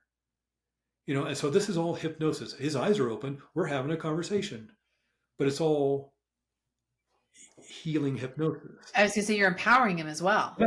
And influencing him to do that, just like a commercial. And now let's close your eyes and do these visual exercises all the time with the empowering language for him, knowing that he's not going to leave the room until it's done. And, language like, I don't know if this is going to take you 10 minutes, 30 minutes, or 60 minutes, but you're not going to leave the room until it's done. I know this because you're the one who opened the door and sat in that chair. It's all empowering. Yeah. I don't know if it's going to take you 10 minutes, 30 minutes, or 60 minutes, meaning it's one of those 3. Choose which one. If you want to get out of here early, let's make it 10 minutes. If you want, you feel it's going to take you some time, let's do 60 minutes. I don't care. And so that was a 9-year-old. I worked with a 77-year-old about a month ago. Same kind of thing. I mean, I wasn't using Mandalorians and Baby Yoda and things like that, but it's also like she, it was feeling it, where you feel in your body, where you feel that hurt and that pain. And all she wrote to me was anxiety. 77-year-old woman wanted to deal with anxiety. And some people on their intake forms, they'll write, 7 paragraphs of detailed information about everything to them. Other times it's just one word, anxiety. Fine, we'll work on anxiety. You know what you need to work on. And that's just a focal point. The anxiety, you know what that means. And so we'll work on anxiety. Where do you feel in your body? I feel it all in my head. What color is it? It's red, because we want to disassociate from it. What does it feel like? It feels heavy. It feels rough. It feels smooth. It's big. It's small. What does it look like? It feel like 0 to 10. Where is it? 0 being the most peaceful, 10 being the most anxious you ever felt. It's a 10. All right. Now we know what we're dealing with it. And you've disassociated from it to the point where now you can take it out. Yeah. And just take it out. I want you to reach out with your hands like you're a surgeon and pull out all that red negativity. And sometimes I have people pull for 10, 15 minutes before, this pulling and pulling. Wow. And pulling. 10, 15 minutes. And one of the things I asked her, I was like, because I didn't know much, I was like, well, just to get a little more information, when did you notice you were struggling with this anxiety? She said 19. She's now 77. She said since 19 years old, she's struggling with anxiety. I did not ask her what happened at 19, or did she volunteer the information. I said, okay, this anxiety you've been struggling with since you were 19. She pulled and pulled and pulled for 48 minutes. Oh my goodness. Bless her heart. She had 60 years of stuff. And like I said, sometimes it's 10 minutes, 15 minutes. That's usually the average. She pulled for 48 minutes. Oh my God. And when she pulled, finally, she just like opened her eyes and said, it's done. I'm like, oh, okay. Wow. Like we had a little part 2. Okay, well, like now that you've pulled out all that stuff, nature pours a vacuum. Let's fill yourself up. What do you want? Joy, happiness. What color is that? Fill in that empty space with that color green. Yeah. And so we did a part 2, but that's a lot of like, is she okay? Is she doing all right? It's like, keep doing it, keep pulling. You're doing it perfectly. It's a lot of encouraging, but you pulled and pulled and pulled. She's got to be a new woman. I found out later, because we did a second session. That was first session. We did a second session, and it was something that happened when she was like 6. It's just the anxiety started when she was 19. Oh. And so we started working on healing the issue of what happened when she was 6. And it's like, 2 3 sessions. Bless her heart that she suffered for that long. Yeah. And so whether you're 9 years old, you're 77 years old, you can do this work somewhere in between. Yeah. Child, teenager, adult, retirement. No matter what walk of life you're in. Yeah. Well, Craig, this has been really fascinating, seriously, and so good. And I appreciate you letting me go on and on and on. It was all fascinating, though. You weren't going on. It was all so fascinating for me, and I know for the listeners. Yeah. Well, if you're listening and you're here with us, thank you for sticking with it, and especially those exercises. We'll do something on the show notes where you can have access to that. I have some recordings and things that people can download. Yeah. That's what information. She'll get it to you somehow. Yeah, I was going to say that this is the segue where I could ask you, how would the listeners reach out to you if they wanted to contact you? Well, best way, my name's Craig Meriwether. I live in Flagstaff, Arizona. The name of my practice is Arizona Integrative Hypnotherapy. I know that's a mouthful, but if you're just to Google search Flagstaff Hypnosis, you'll see Arizona Integrative Hypnotherapy pop up. Also, I have a test anxiety course that's a little easier to remember. And it's just a video course, but for, whether you're high school or you're 65 taking the real estate exam, it's called aceanytest.com.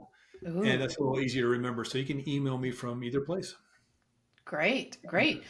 And then I have one last question I always ask my guests, and that is, what do you want to leave our listeners with? You already left them with a whole bunch of great information. How much time do you have? I probably the most important thing that I like to tell people when giving that one thing is, what you practice, you get better at. And that's, of course, we know that from playing piano or learning judo or taekwondo and getting a black belt in taekwondo, or learning dance or learning to walk as a child.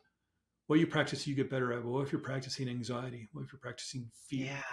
Are you, from talking about how to wire the brain, even just by pretending, are you wiring that into your system to the point where when you're getting to your 30s and 40s and 60s and 80s, that it's just becoming an automatic habit to feel that fear and that anxiety?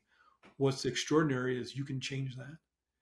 And yes, there is some work to be done there. And there is some practice. There's, like I said before, we were talking about, there's a certain relentlessness to this, whether it's your physical health, but also your mental and emotional health. So yeah, there's a certain relentlessness to this, but what if you just spent 5 minutes a day just pretending you were happy? Just start there. Yeah. What's that going to do to rewire your brain? Yeah. Honestly, it could be that simple. Seriously. Yeah. So, yeah. Well, thank you, Craig, so much for being here. Thank you for sharing. Seriously, it was really interesting. I have a whole new respect for hypnosis now, and hypnotherapy and what it can do to help us. It makes so much sense. And I love how simple it is and yet profound. Yeah. That's what's so awesome. Well, thank you, Lisa. I really appreciate all your time. I know we've talked for a while, and I appreciate all the listeners sticking with it. Yeah. Well, it's been great. Yeah. Thank you. Well, anytime let me know. Well, I'll come back and talk for another 2 hours. Seriously, it's fascinating. Yeah.